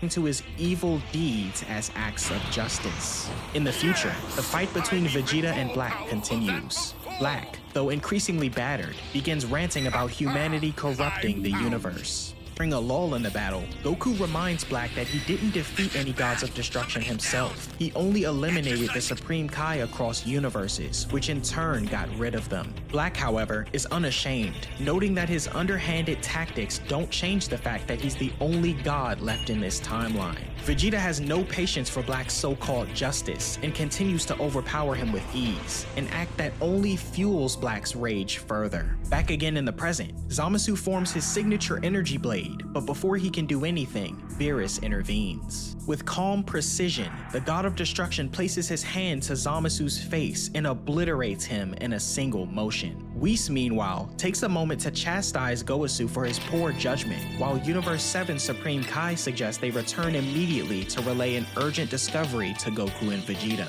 Elsewhere in the future, Goku, Trunks, and Mai continue to watch the fight unfold. Confident that Vegeta has the upper hand, Goku isn't worried, but an uneasy feeling lingers from Trunks.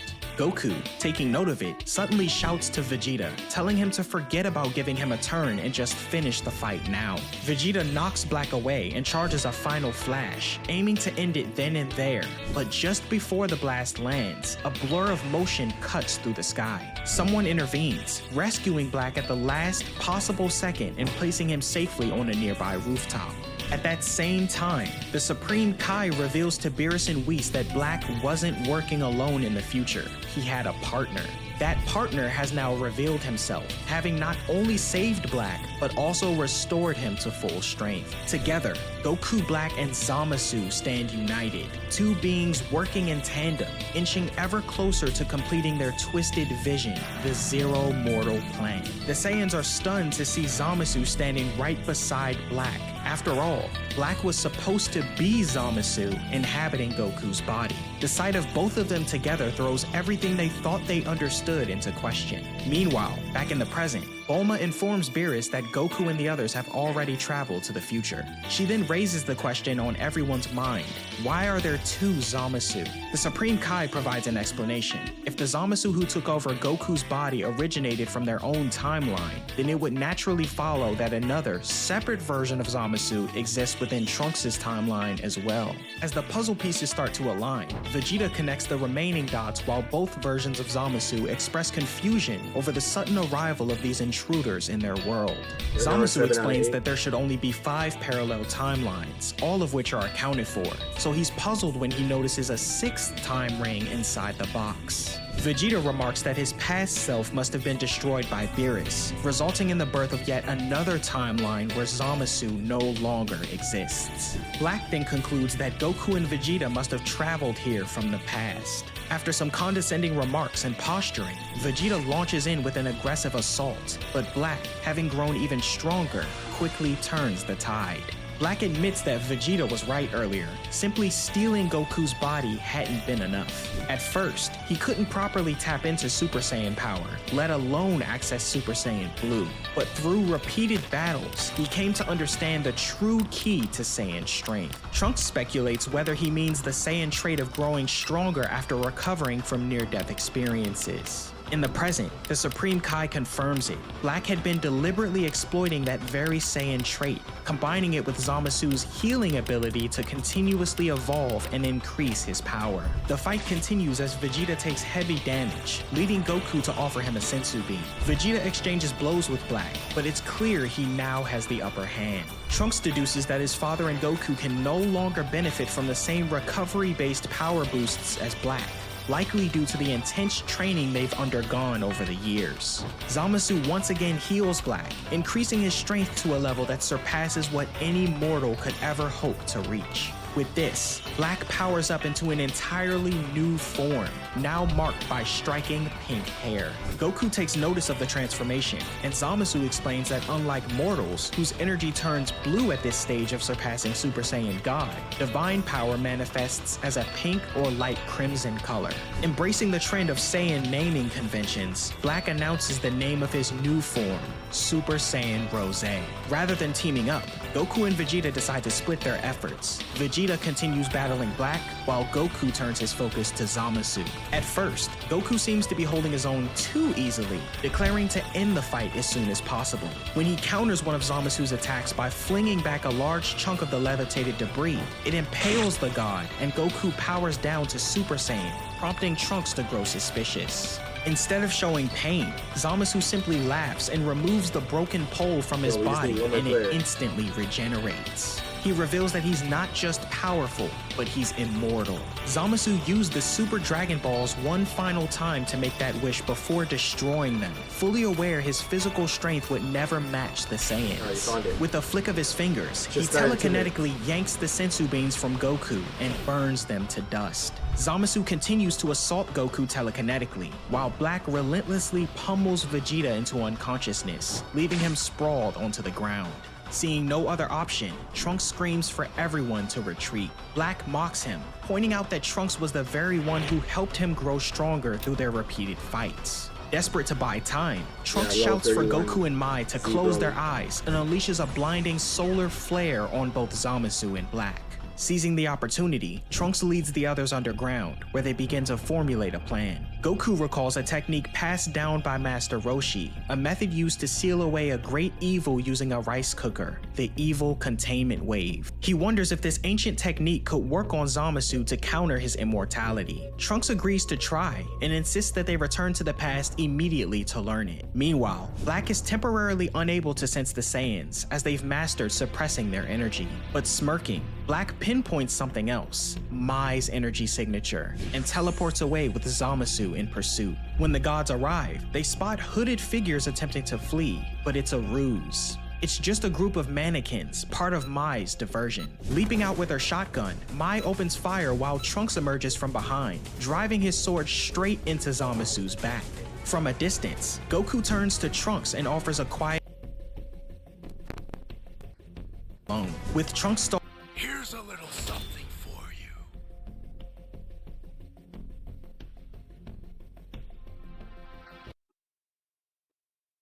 I had to reset the capture card. 1 second.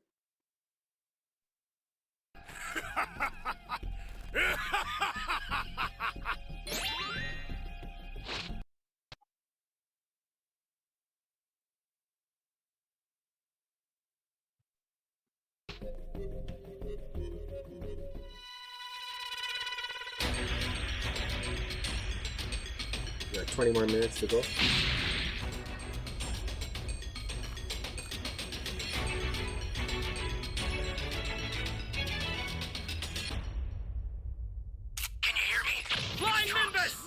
I've set a super time machine, as well as a crate of supplies.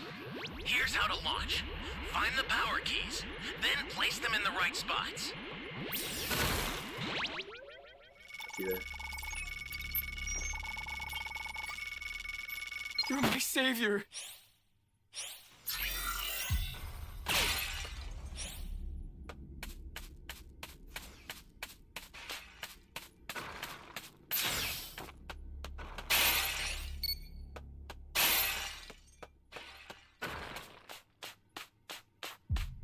You found a power key. Go slot it.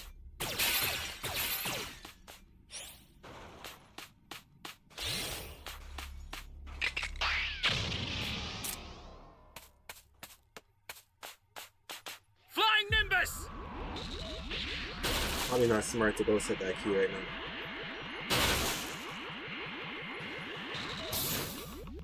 Right there. Save me!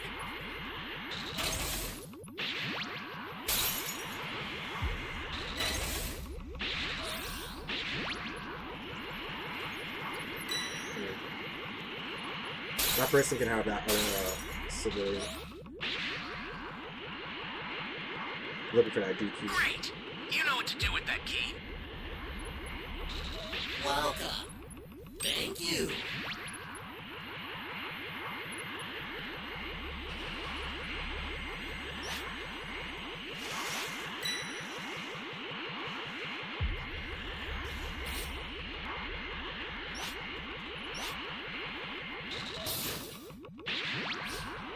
Bro, I was gonna head to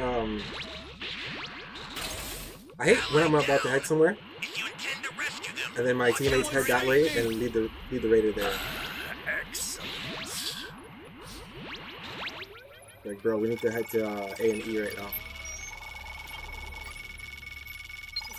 Thanks. I need help. I've arrived at last. No, no.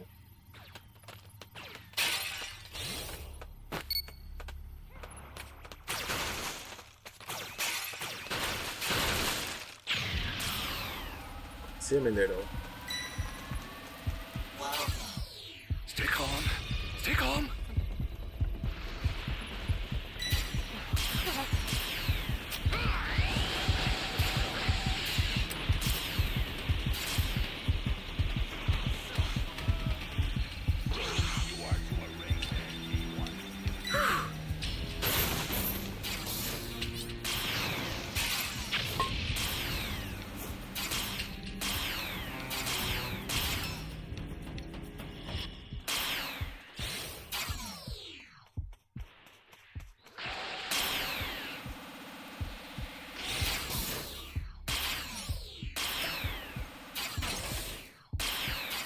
That's a new power key.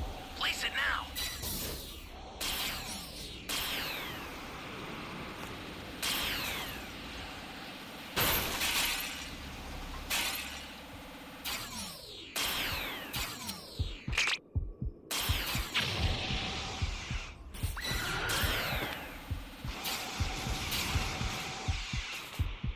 Stay calm. Stay calm. Oh, man.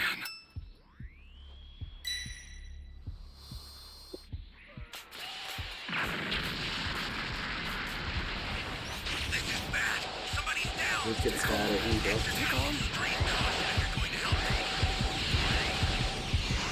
An ally needs your help. You don't know what danger awaits. Think before rushing in. Oh, man.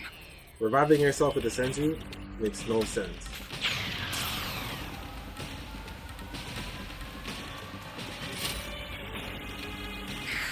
Correct.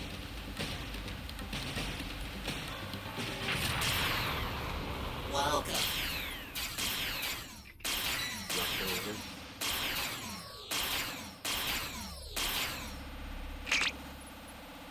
Great. You know what to do with that key.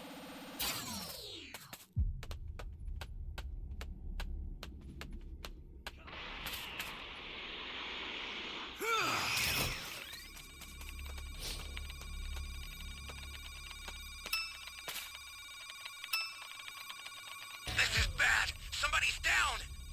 Exercise extreme caution if you're going to help them.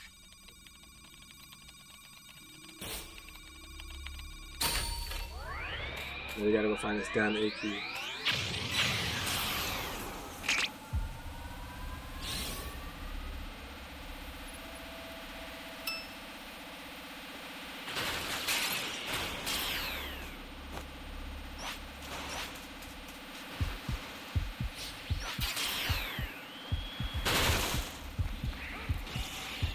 Holy hell. An ally needs your help. You don't know what danger awaits. Think before rushing in. Oh, man.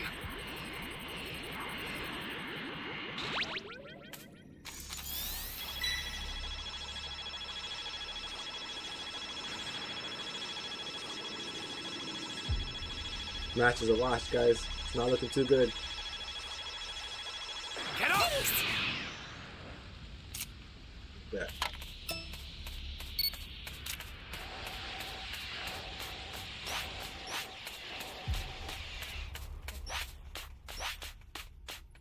Yeah, the key has to be down here somewhere.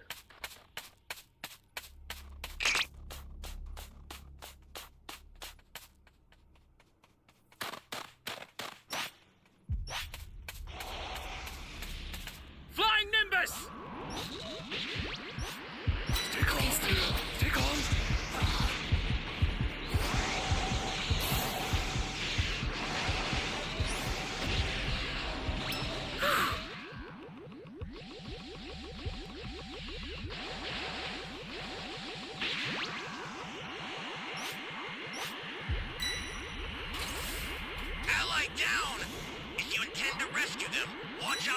enemies.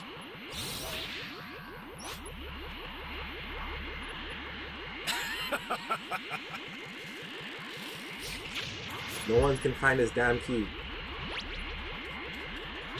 They're all here.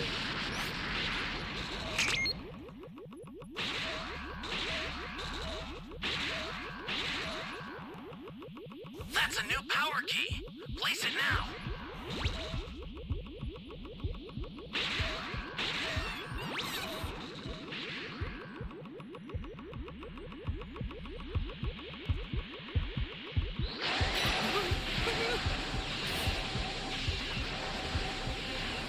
Oh, man.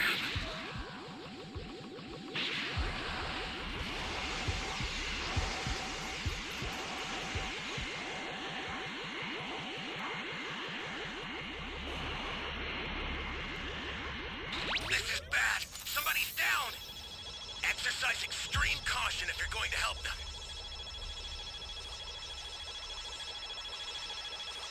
I know I should have let her die, but the right thing to do is to save your teammates. Because if I let her die, then the escape time machine would have came. We would just ended the match, but it felt kind of bad. A super transfer is headed your way. Take it now. Oh, come on!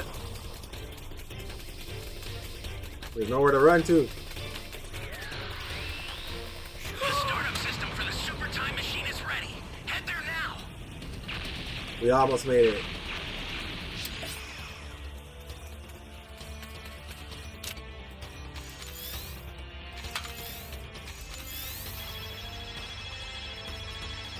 The startup system is under attack.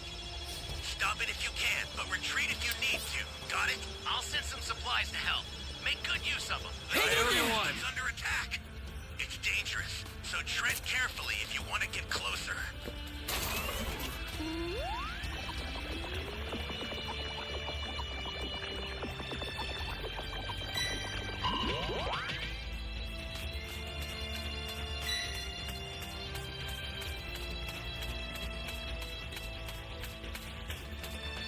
Only 3 of us.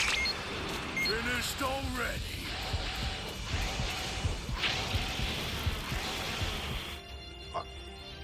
I didn't go that way.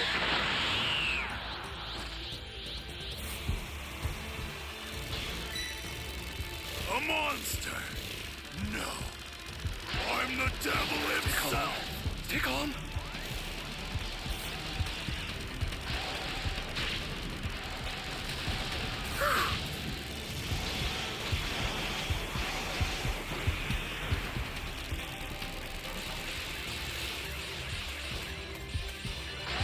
I can get my Dragon Chain back.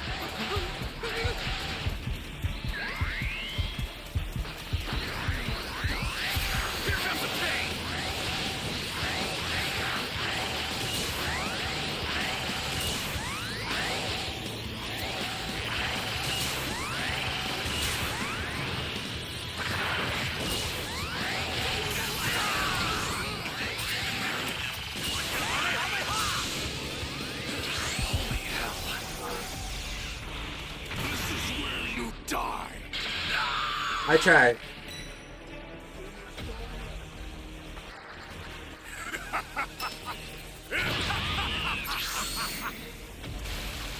We only had like 4 players. She's KO'd as well.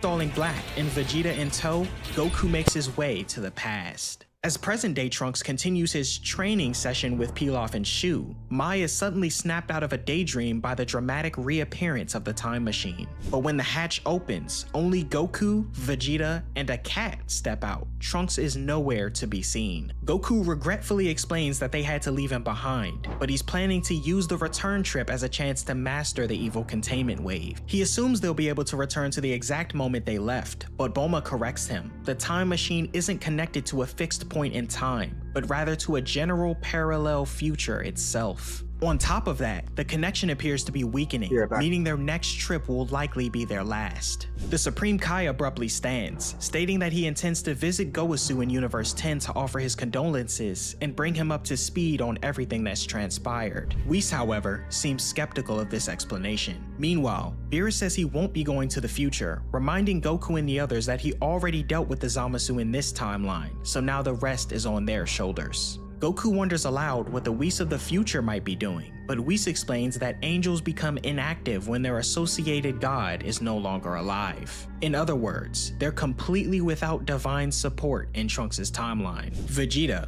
uninterested in the evil containment wave altogether, takes his leave, adamant that he'll defeat Black and Zamasu in his own way, even if that means taking on the Super Saiyan Rose head on. Back in the future, Trunks is getting relentlessly beaten down by Black, who wears a smug grin the entire time. Mai rushes in and manages to land a hit, but Black retaliates with a violent Ki blast from his eyes that sends her flying. Trunks seizes the moment to leap back and attempts a solar flare, but before he can follow through, Zamasu hurls Trunks' sword at him, forcing him to dodge. Despite the overwhelming odds, Trunks remains determined to fight, while the two twisted gods are just as set on killing him. Black, tired of the back and forth, decides to end things once and for all. Mai still tries to assist, attempting to hand Trunks his sword, but he shouts for her to run and get as far away as possible. Just as Black prepares to unleash his finishing attack, Gowasu appears out of nowhere with Universe 7 Supreme Kai,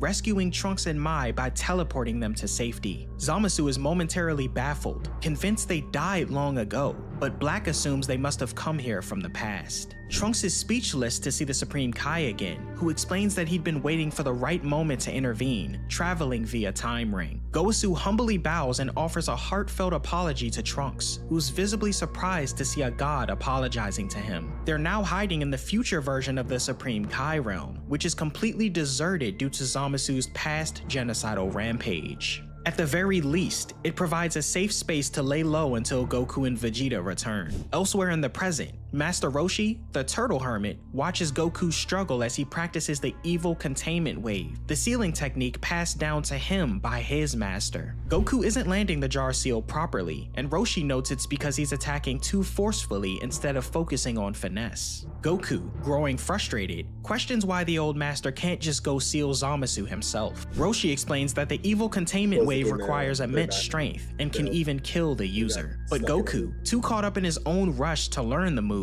doesn't fully heed the warning. Roshi simply turns to go inside to finish preparing the sealing charm. Back in the devastated future, Black and Zamasu discuss their next move. Now that the other Supreme Kai know of their plan, there's a real possibility someone might inform Zeno, the Omni King. They contemplate leaving Earth, but not before killing the remaining humans first. The Supreme Kai quietly watches over the sleeping Trunks and Mai, reflecting that he wishes Kibito were here to heal them. Gowasu, staring off in thought, observes that healing was a divine gift meant to aid the protectors of life, yet it has now been turned into a tool of cruelty. Perhaps, he muses, the extent of divine power should be more carefully restricted. Suddenly, both gods sense a horrifying truth. Goku, Black, and Zamasu have resumed their massacre on the Earth's survivors. Gowasu, unwilling to hide any longer, decides it's time to take responsibility for his former student. Despite the Supreme Kai's attempt to stop him, Gowasu departs for Earth. There, he finds Black and Zamasu at another shelter, targeting innocent survivors.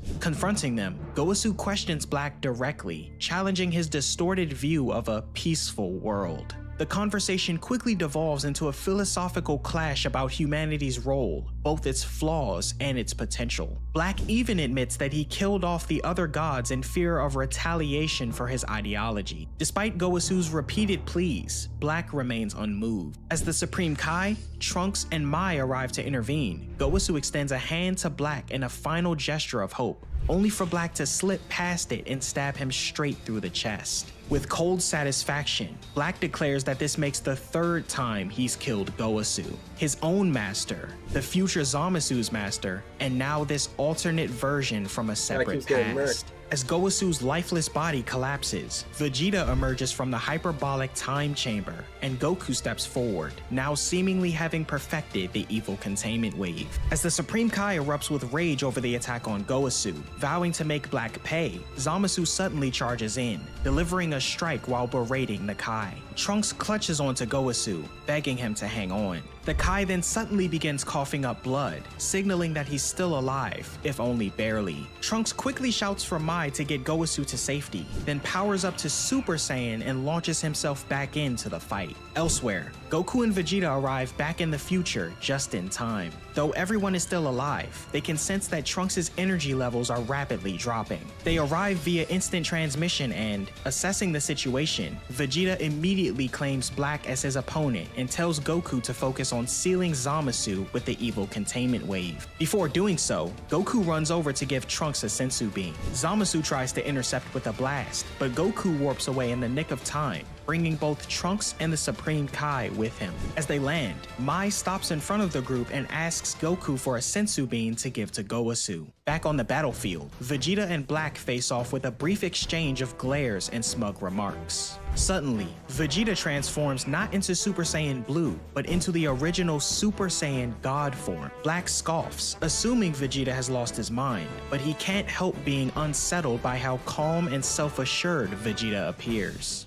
As the battle kicks off, Vegeta easily avoids Black's attacks. Black notices something strange. Vegeta's speed spikes right at the last moment before impact. Before Black can react, Vegeta lands a devastating kick that sends him crashing through a nearby building. Furious and confused, Black still can't decipher what Vegeta is doing. While the intense battle continues, Goku uses a sensu to heal Goasu and the others, reducing their already limited supply to just one. He confirms to Trunks that he's mastered the evil containment wave, and even shows off a capsule containing the sealing jar. As they watch Vegeta dominate his fight, they realize something's different. Despite only using Super Saiyan God, a weaker form than Blue, Vegeta is still overwhelming Black.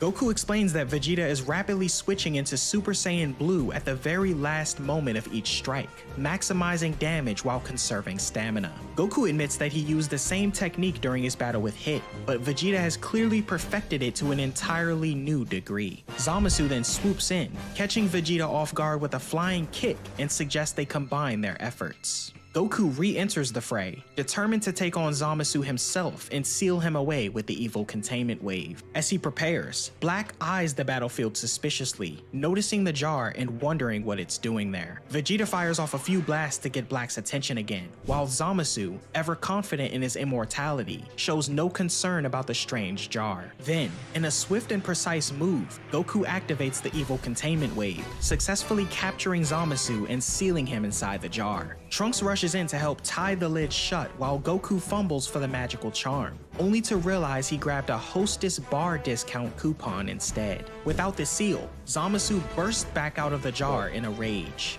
With no other option, Goku powers up to Super Saiyan God and re-engages. Zamasu attempts to trap Goku in place, but the speed and precision of the red-haired form prove too much to handle, allowing Goku to land several strong blows. As they battle, Goku tries to reason with Zamasu, pointing out that he's being manipulated by his alternate self. He urges Zamasu to reflect on how far he's strayed, but the effort only enrages Black, who watches Zamasu get blown in his direction. As tensions rise, it seems the two Zamasu are on the verge of turning on each other, upset that their plan seems to be failing. Black, however, suddenly smiles, reminding his counterpart of their final resort. Goku's eyes widen in alarm, realizing too late what they're about to do. The two Zamasu raise their hands and attach their Patara earrings. Goku tries to finish them off, but in a blinding flash, the two merge. The one true god across all universes is born, fused Zamasu. Goku and Vegeta now find themselves up against the terrifying results of the Patara fusion between Goku Black and Zamasu,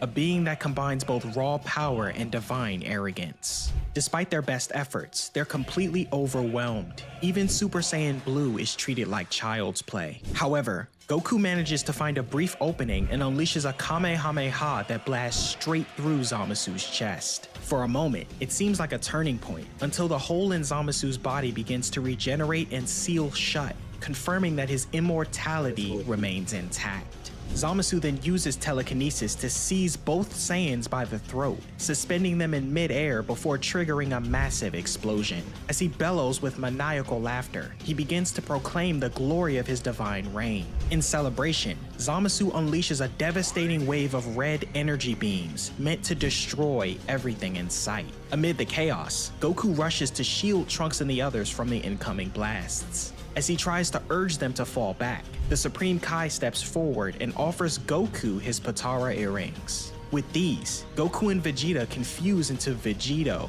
a fusion strong enough to challenge Zamasu's might. But Vegeta immediately refuses, firmly reiterating that he vowed to never fuse again. Goku, having anticipated this response, nods in agreement, content to continue fighting on their own. The two even settle who will get to go first with a brief interaction. Goku takes his turn in Super Saiyan Blue, but ends up getting slammed by a barrage of Kachin blocks hurled by Zamasu, which leaves Trunks staring on with a sense of hopelessness. I think in the manga, watching the scene unfold, Goku solemnly comments on how unfortunate it is that they might not survive the next hour. An ironic twist, considering Zamasu's fusion will only last that long. Vegeta, surprised by this, protests that Potara fusion is supposed to be permanent. Goku, however, clarifies that permanence only applies to Supreme Kai class deities. For mortals or non-deities, the fusion has a 1-hour limit, and Zamasu was never appointed as a Supreme Kai. Even the Supreme Kai himself is taken aback, now realizing that Vegito's defusion inside Majin Buu must have simply been due to the time limit running out, rather than external interference. Trunks, hearing this, becomes all the more determined.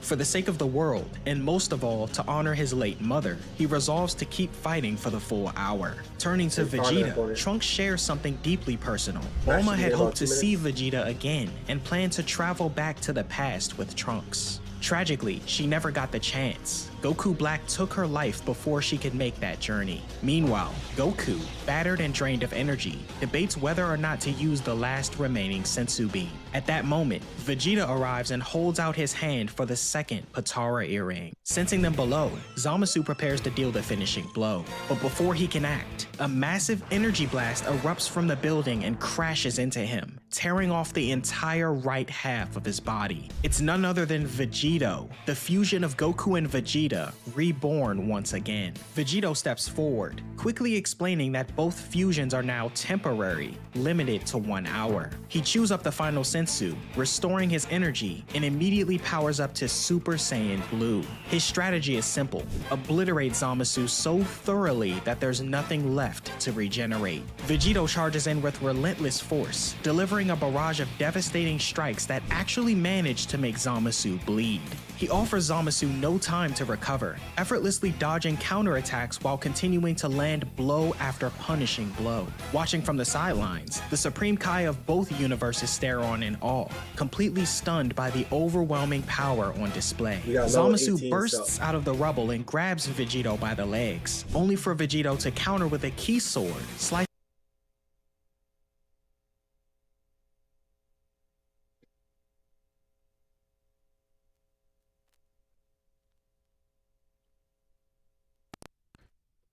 Oh, connection to the host has been lost. He gave up.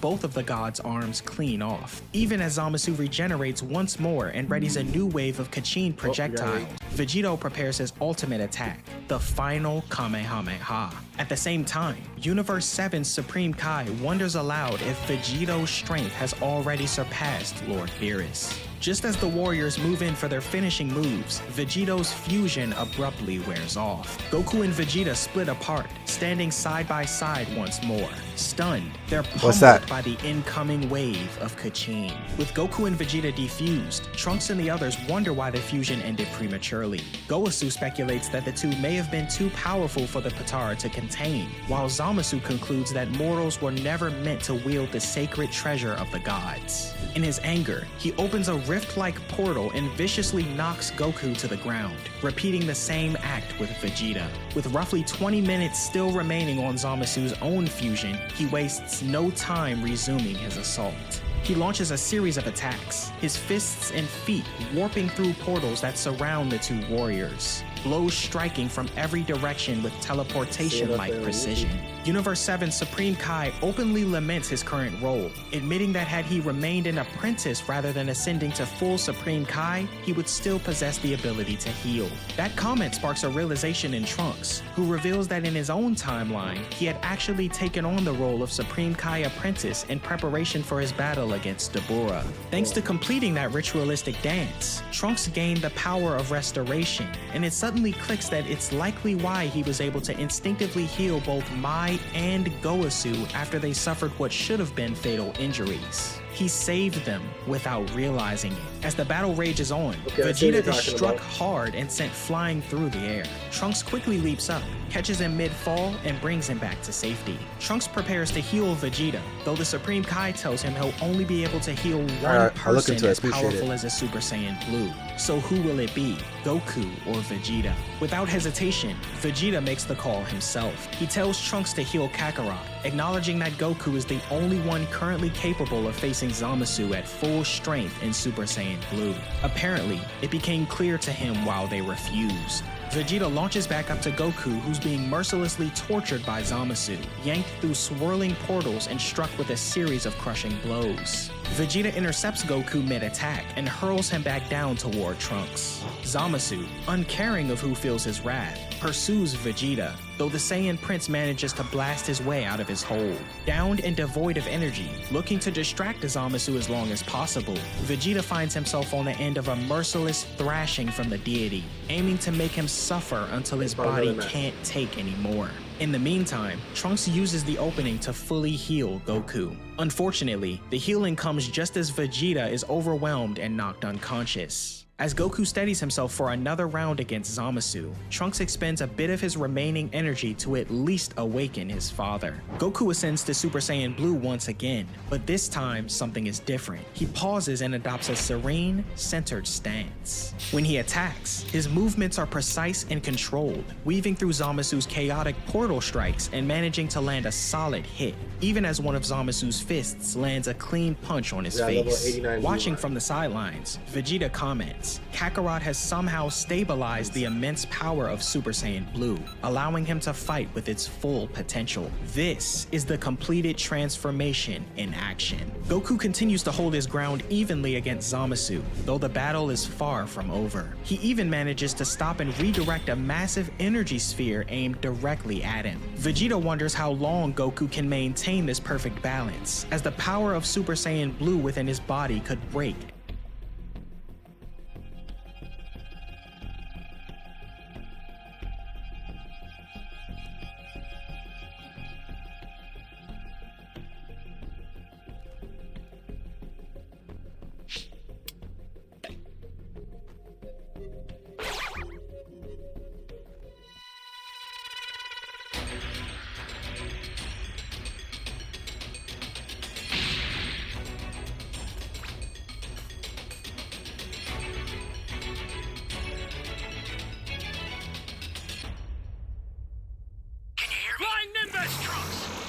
I've set a super time machine, as well as a crate of supplies. Here's how to launch. Find the power keys. Why did someone then use place that them in the right spots.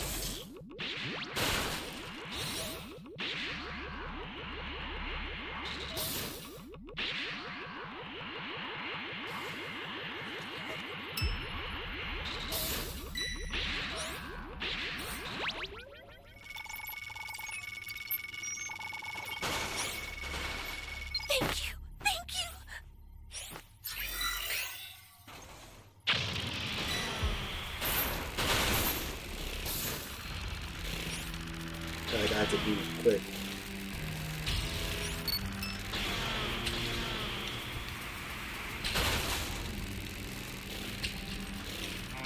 You found a power key. Go slot it.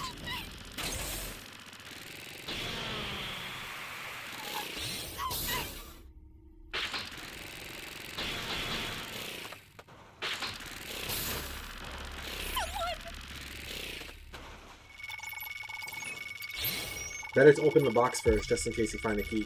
Are you here to save me? Every second counts.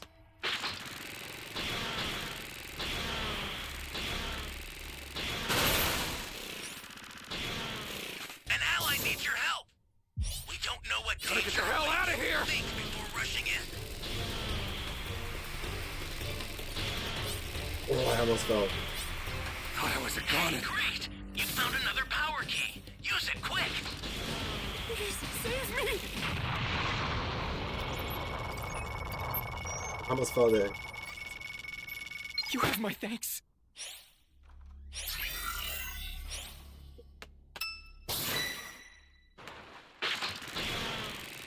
That's a new power key. Place it now. Great. You know what to do with that key. Figured he was gonna say that guy.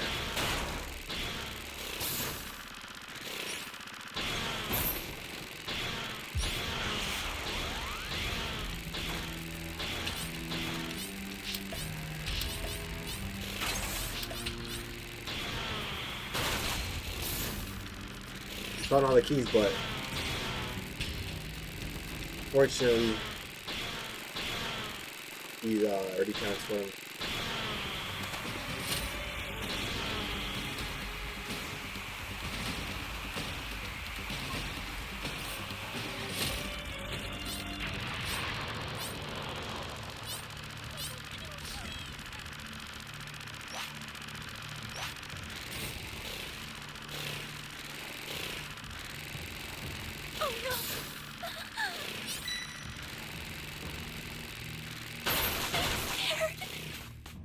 Time patrol dude, I can try to sweep If in. you intend to rescue them, watch out for enemies. Thank you. Thank you.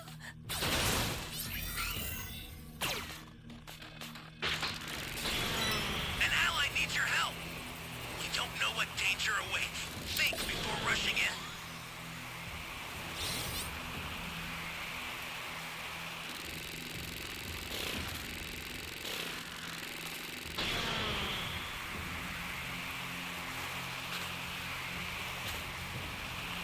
The belly. Oh no. You just observed the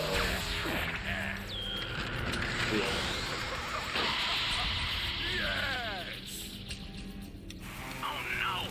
The super transfer was stolen. I'll get another one out right away. Just keep it together until then.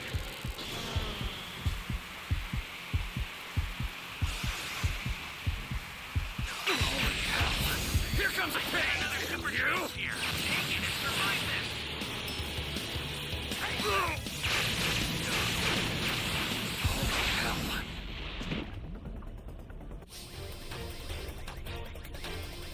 I tried, bro.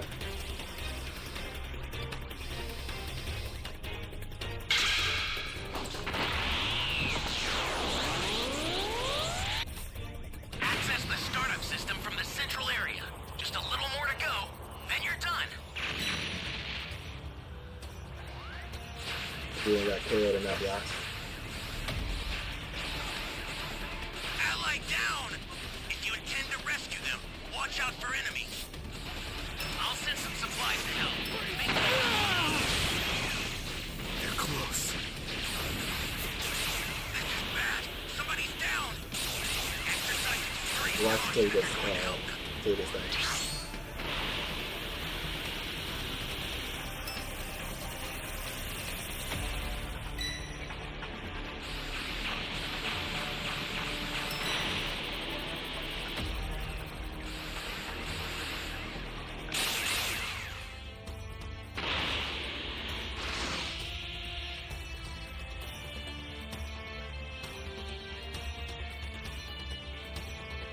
The startup system is under attack. Stop it if you can, but retreat if you need to. Got it? The startup system's under attack. It's dangerous, so tread carefully if you want to get closer.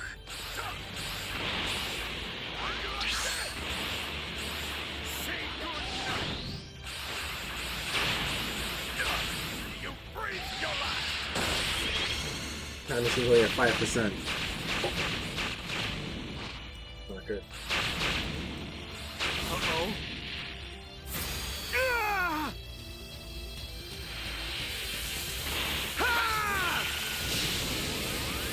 Kamehameha! Kamehameha!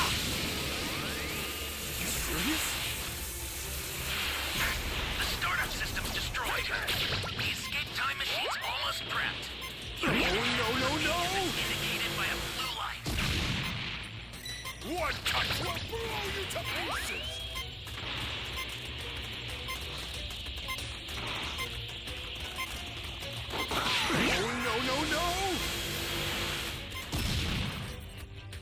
And that's all, folks. Now all who have challenged my greatness have fallen! To commemorate my newfound dominance, I'll destroy this planet! I don't know what went wrong. You got to level 2 pretty fast. Like 20 seconds.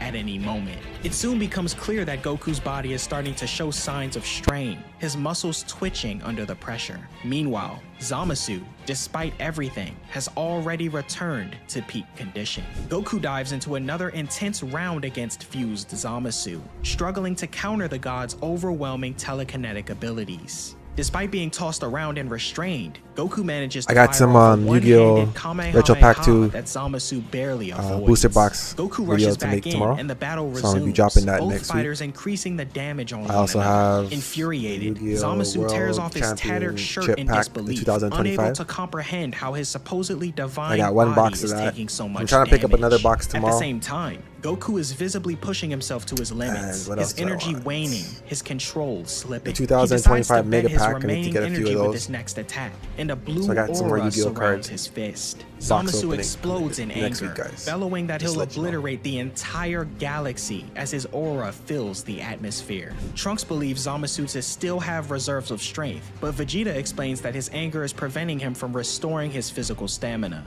a mistake that could cost him the battle. Zamasu lunges toward Goku, but just before the two clash, the Saiyan retaliates with a completely unexpected move, the same destruction technique Beerus had once used on Zamasu in the present timeline.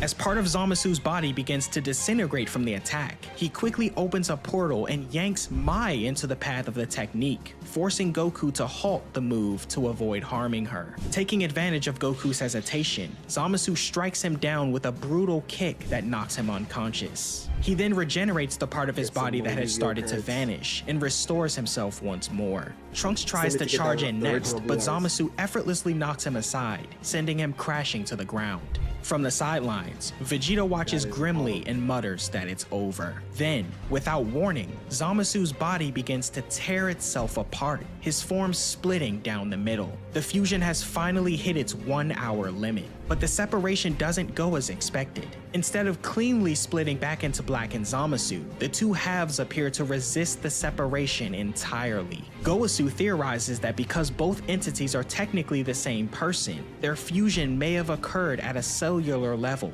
making it unstable and unable to cleanly unravel. Seizing the moment, Trunks charges forward once again, this time successfully slicing Zamasu into two distinct halves. Wasting no time, he drives his sword deep into Black's chest. It finally seems like the nightmare is over, until Black, still impaled by the blade, suddenly fires a blast at Trunks and forces himself back onto his feet. Both Black and Zamasu then twist and mutate into corrupted, fused Zamasu versions of themselves, now each a distorted, unstable embodiment of their former fusion. The two launch yet another attack on Goku. With both Goku and Trunks downed, Vegeta snaps. Fueled by pure rage, he charges in and screams at the gods, kicking Goku aside to clear a path and unleashes a powerful Gamma Burst Flash. The resulting explosion leaves twisted, dismembered body parts of the fused gods squirming across the battlefield, desperately trying to reform.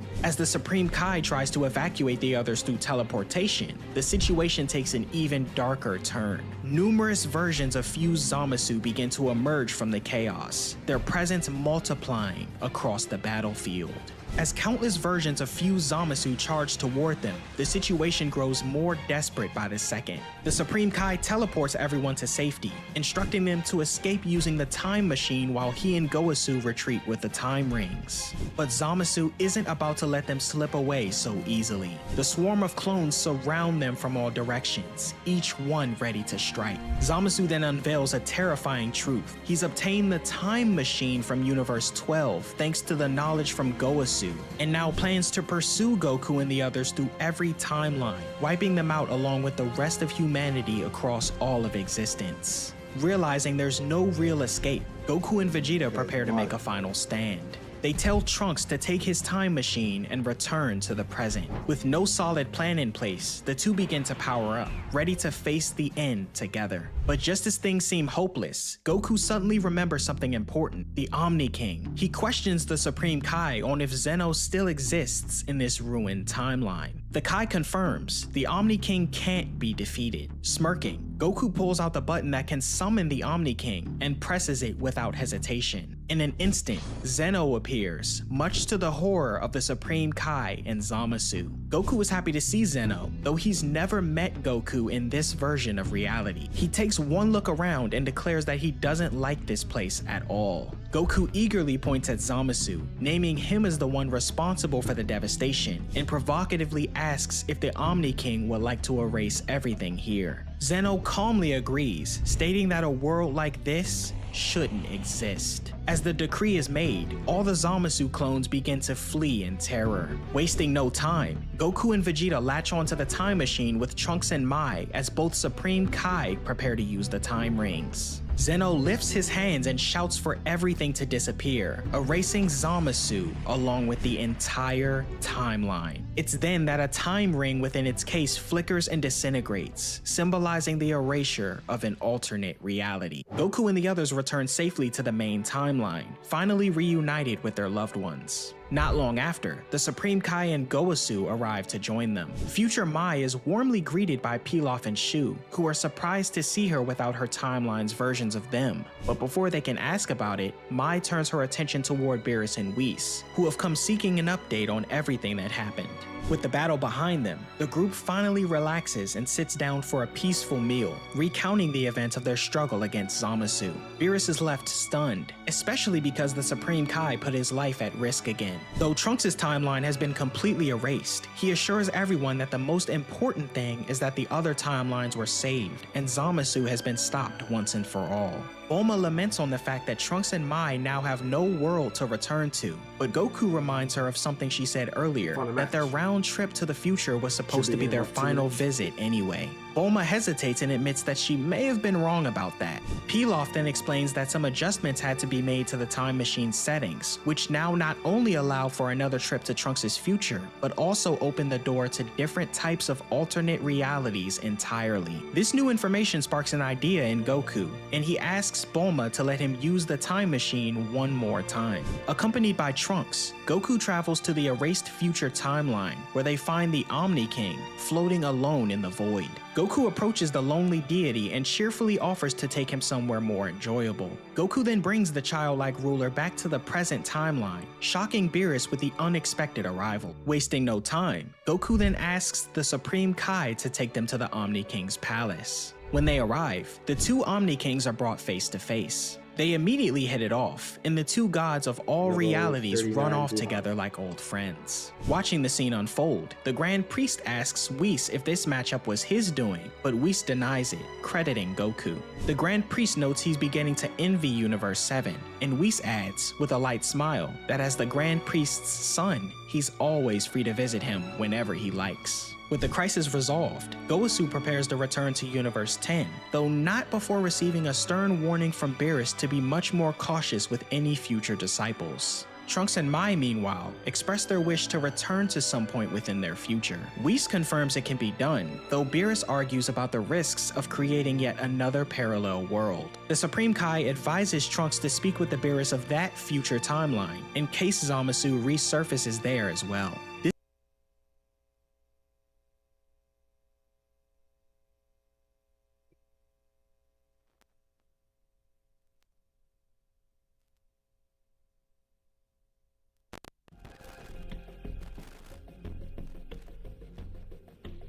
Yes!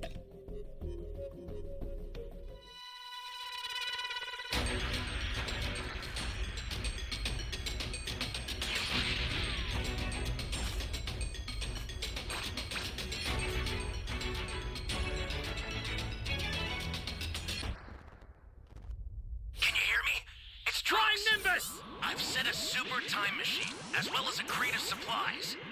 Here's how to launch. Find the power keys, then place them in the right spots. It's me! You have my thanks. You found a power key. Go slot it.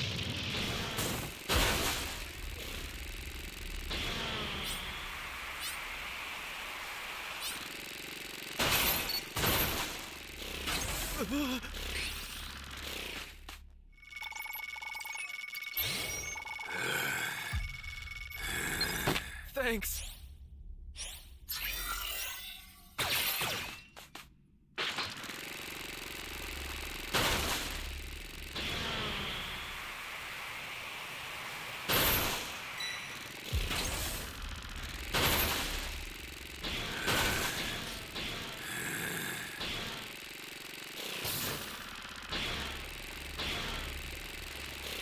An ally needs your help.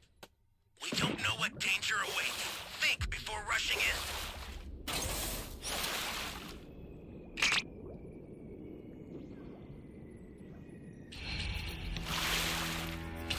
That's a new power key. Place it now.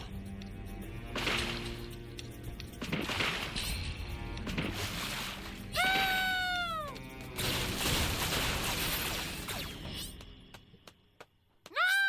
Boo, no, where'd you go? Flying Nimbus!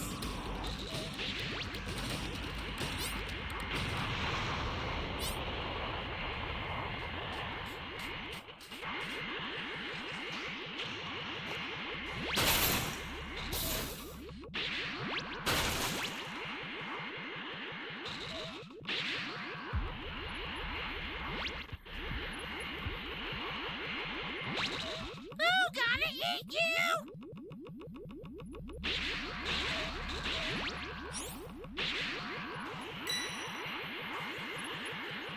Ally down! If you intend to rescue them, watch out for enemies.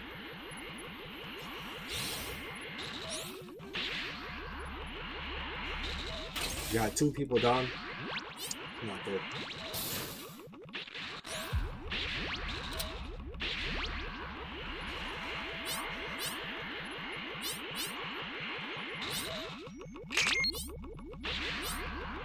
Great!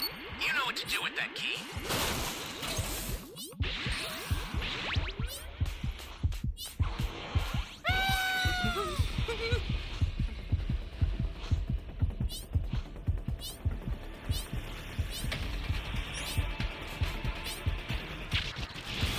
Oh, man.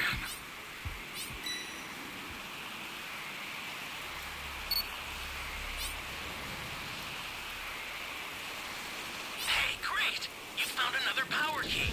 Use it Where you quick. at, bro?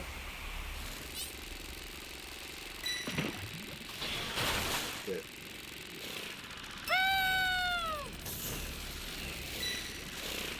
Thought he wasn't there. An ally needs your help. We don't know what danger awaits. Think before rushing Flying in. Nimbus!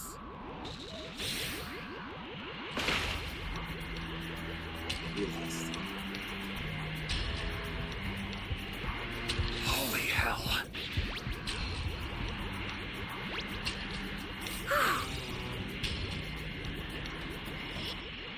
Gotta get the hell out of here! Great! You know what to do with that key.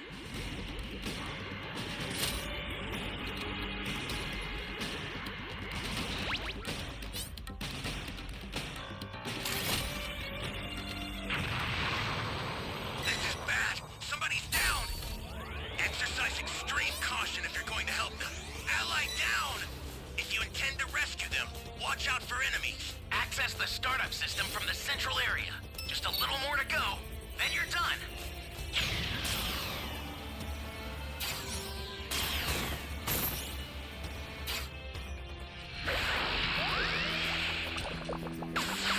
Game over, guys.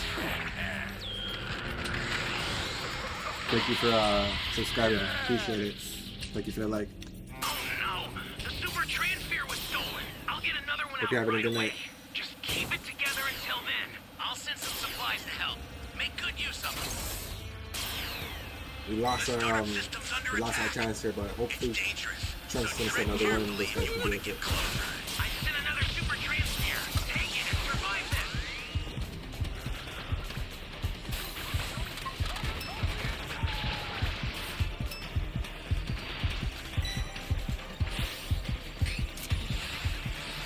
Oh, man.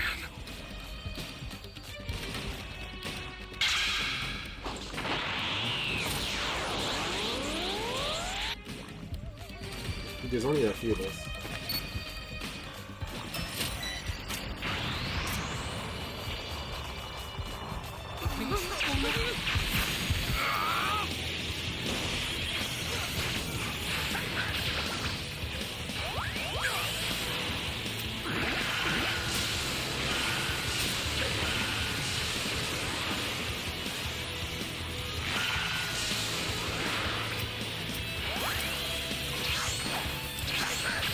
Terrified of me, don't worry.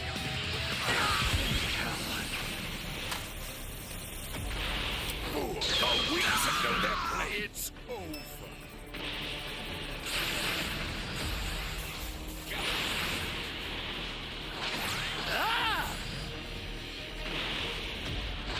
Get out of here! I'm so scared.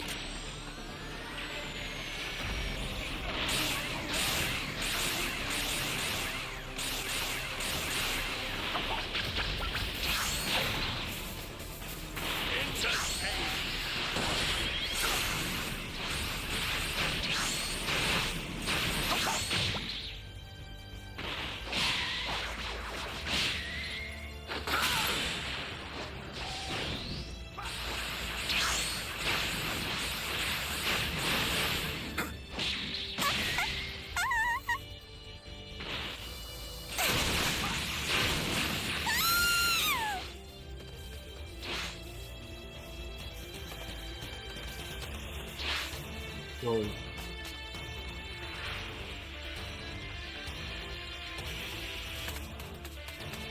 I'm in trouble now. The startup system is under attack. Stop it if you can, but retreat if you need to. Got it?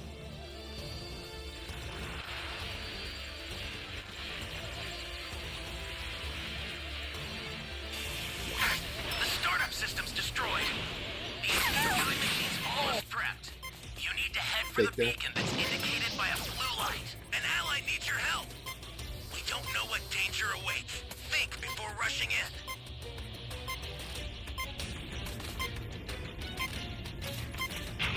Bad. okay, wait. Down. Exercise extreme caution. I went just missed.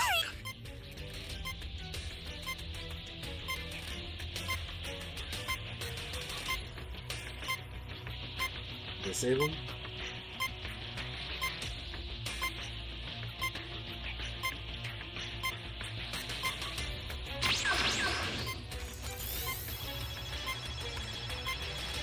See what happens.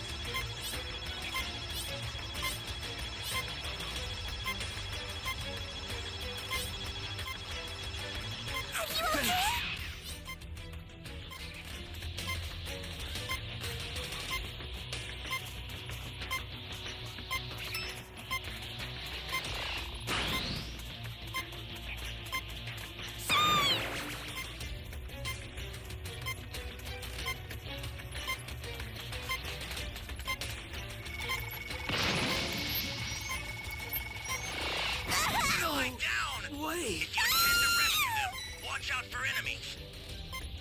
I'm so scared.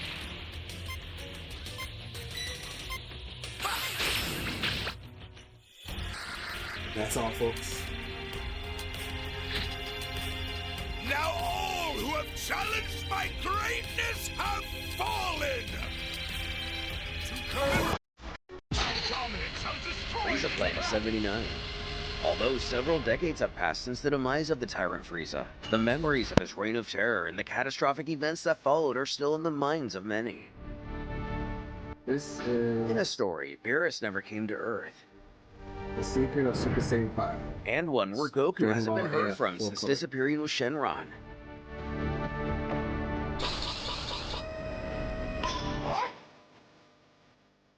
This signal! Can it be? This is an urgent message to all troops. Lord Ice is about to be born. I repeat, Lord Ice is being born. Any troops nearby, hurry to greet him!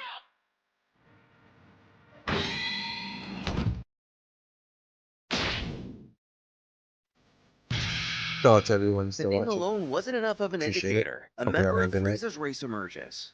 His eyes just as frigid as any of his predecessors. A soldier approaches him with a slightly nervous tone to his voice. Congratulations on your birth, Yeah, Lord Ice. congratulations. You've done a fine job thawing out for all these long years. Replying with an air of confusion. Ice. Is that my name? Yes, sir.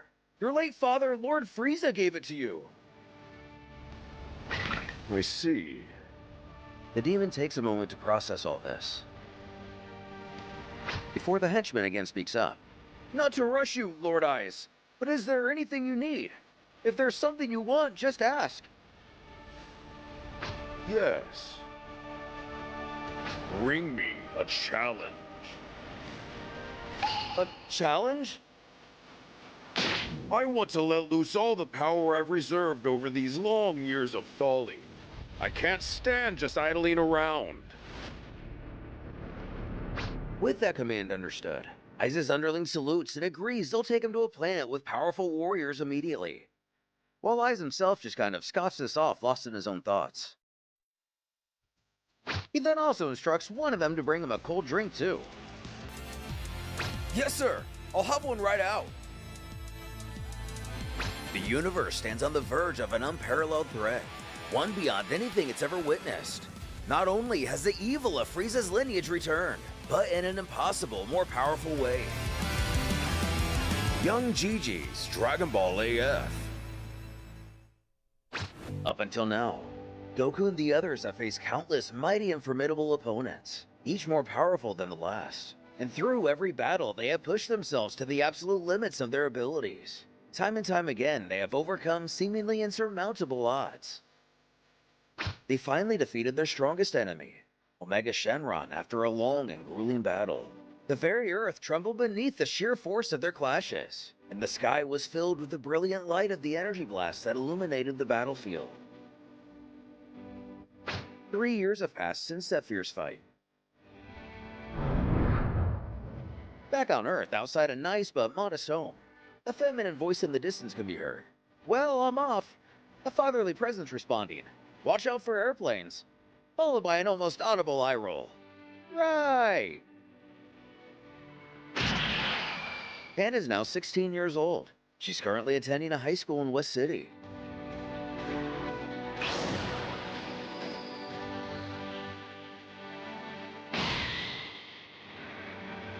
Zooming through the sky, she spots a metropolis and thinks she better start descending.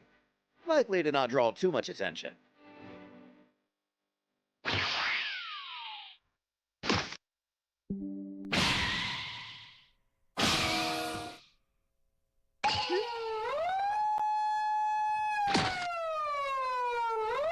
Hey, don't come any closer! Doing it up, killer! Looks like the Pilaf gang are still up to their evil ways. Pilaf himself curses and asks why they have to do this. And this does seem like a huge step down from their once aspirations of world domination. Mai explains how they've got no choice. They've failed so many times that they don't have enough money left to live on. Fully self-aware, Shu admits they really are the worst. Just like her mother and father, Pan can't stop herself from interfering and commands the villains to put down their weapons and surrender peacefully. If they resist, then they're gonna have to take her on. And it seems like she carries the reputation Videl once did as well. The crowd cheers. It's Pan! Everything will be alright. However, the Pilaf gang isn't so familiar. They bark back. Who the hell are you? If you interfere, we won't hesitate to kill this girl! So since it looks like they really want to get hurt,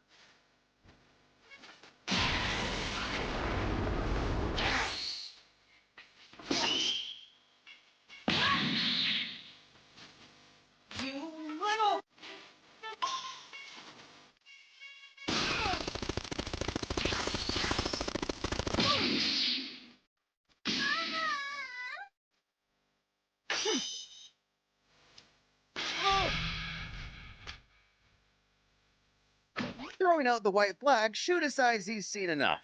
He surrenders. With a sigh, Pan chastises that's what they should have done from the start. As she grabs her bag and gets ready to continue her morning, one of the nearby police officers thanks her for helping out as always. She modestly remarks how she'll leave the rest to them. She'll be late if she doesn't hurry up. With a salute. Great job! Take care now.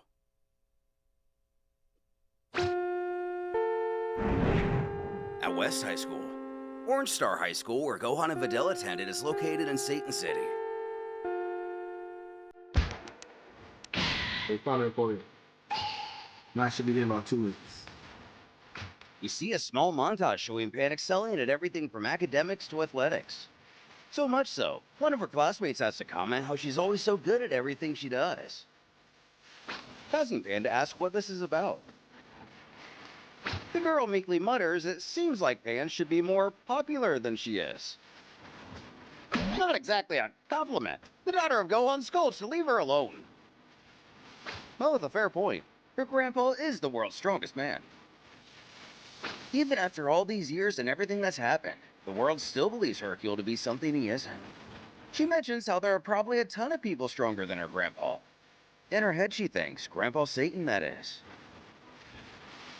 Another classmate replies, speaking of Satan, is it true that he recently decided on a successor?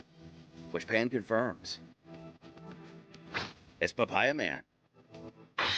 A shocking reveal to appears. If we remember back to Dragon Ball GT, which this story takes place a few years after, Boo and Noob merged to become a single life form once more.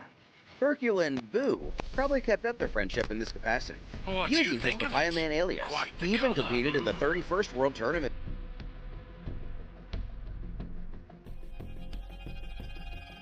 Pitiful. Such is the way of human pests. Your mind is too small. Your kind is in...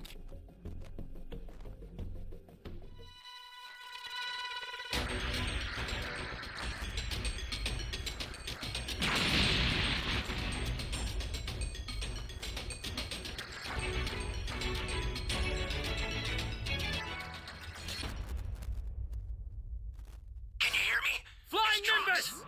I've set a super time machine, as well as a crate of supplies. Here's how to launch. Find the power keys, then place them in the right spots.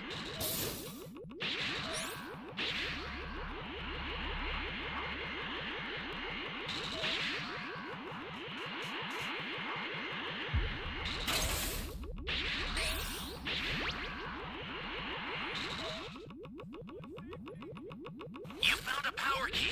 Go slot it.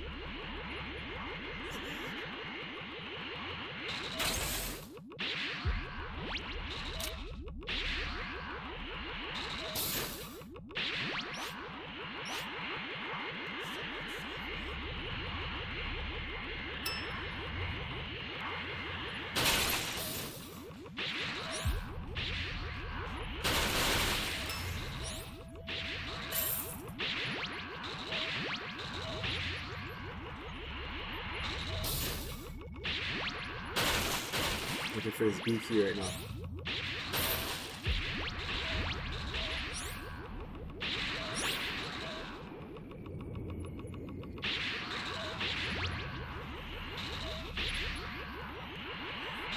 I need help!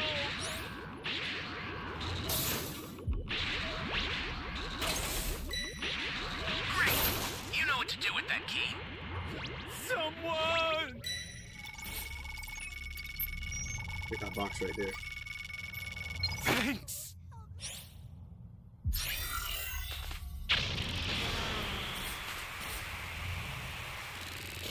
Hey, great!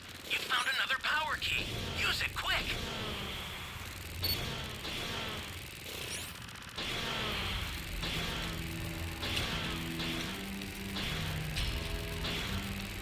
That woman is? I don't know.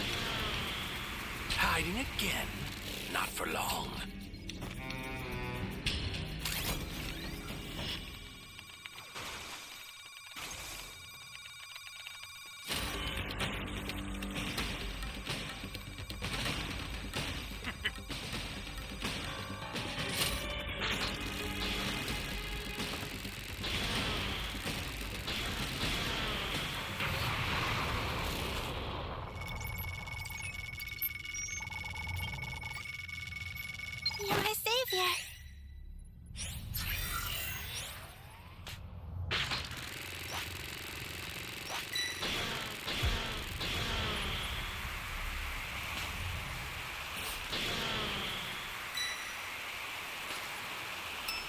Damn, Zamasu's over here.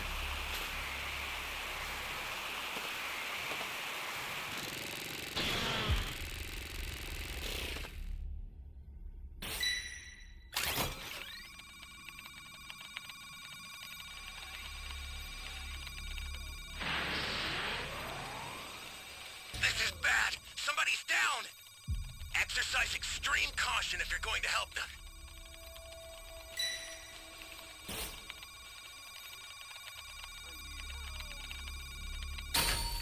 An ally needs your help. We don't know what danger awaits. Think before rushing in. You hear this guy crying. Wonderful. I This don't know will where he help is. me hold my strength so much further.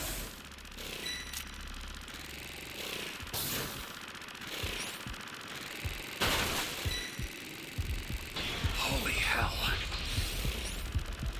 Wonderful. This will help me hold my strength so much further.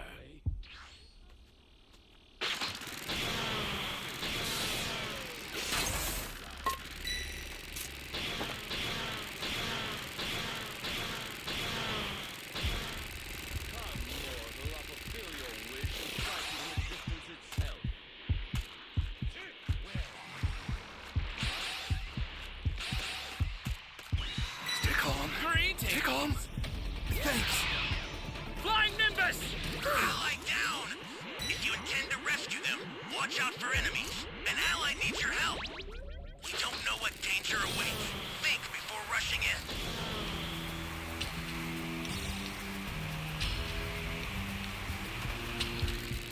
I wanna go that way.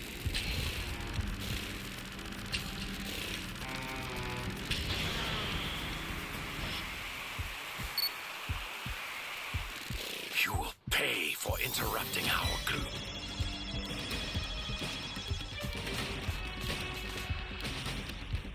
A super transfer is headed your way. Take it now.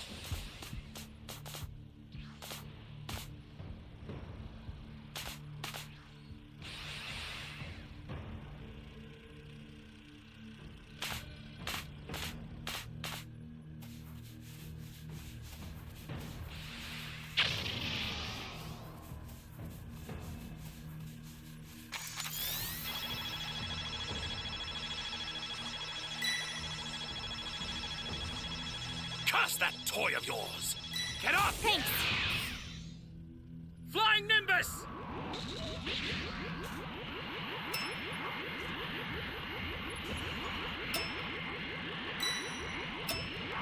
Trying to damn tag this.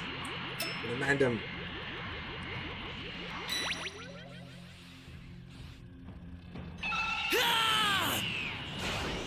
Actually, might be smarter to find the other two first.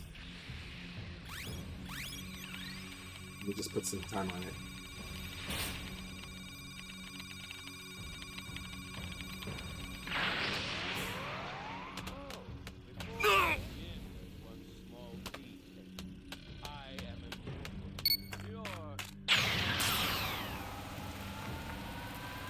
Curse that toy of yours! Great. You know what to do with that key.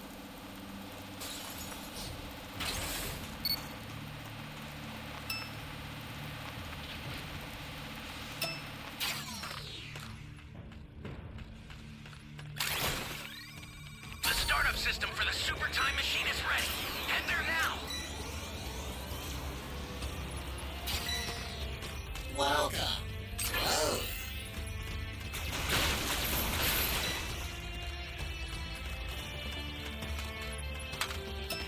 Want a drink, homie?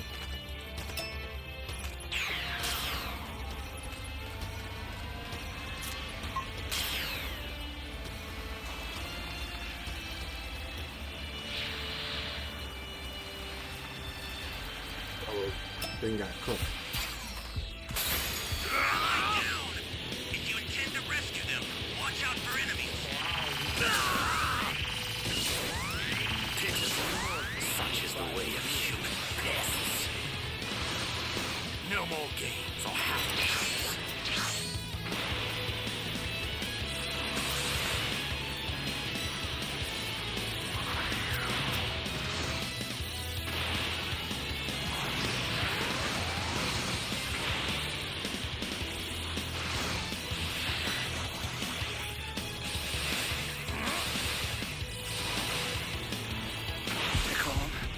calm. An ally needs your help. Flying Nimbus! You know what danger awaits. Think before rushing in.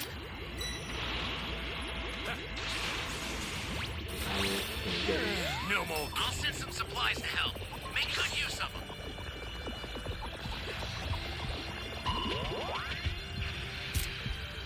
Holy hell.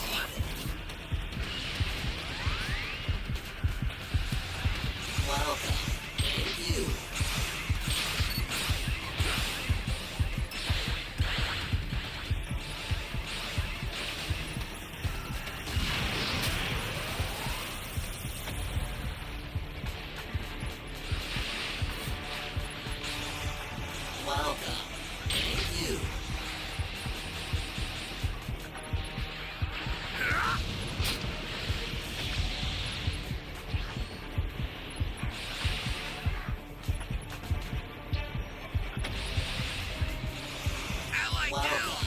You intend to rescue them. Watch out for enemies. An ally needs your help. We don't know what danger awaits. Think before rushing in. Stay calm. Stay calm. Fucking Zamasu.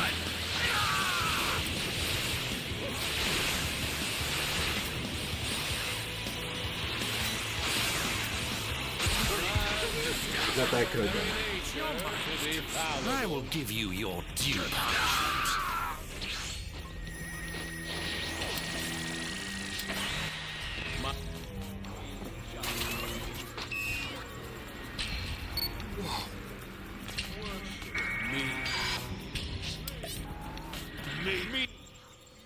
Like that right in front of the damn time machine. Someone needs to get me with a sensu beam.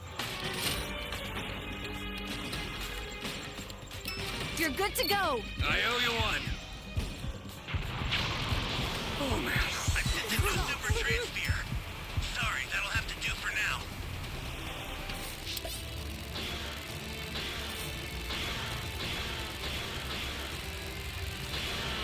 I need someone to get that transfer, bro. Yeah, one more stun.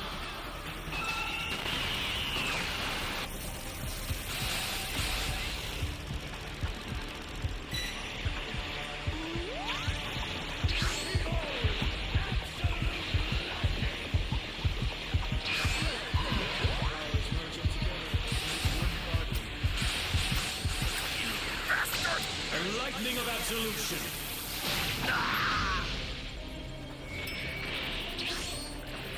Bro, I tried with the stun, man.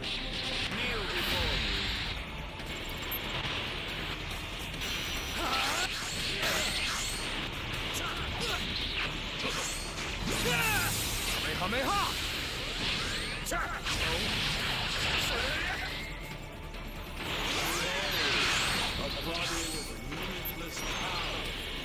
Got a W. Somebody's down. Exercise extreme caution if you're going to.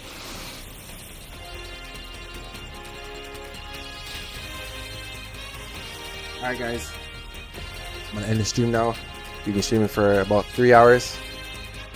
It's past 12 a.m. I'll stream again tomorrow night. And with that being said, thank you for staying this long. Appreciate it. What's happening? Have yourself a good night. See you later. Peace.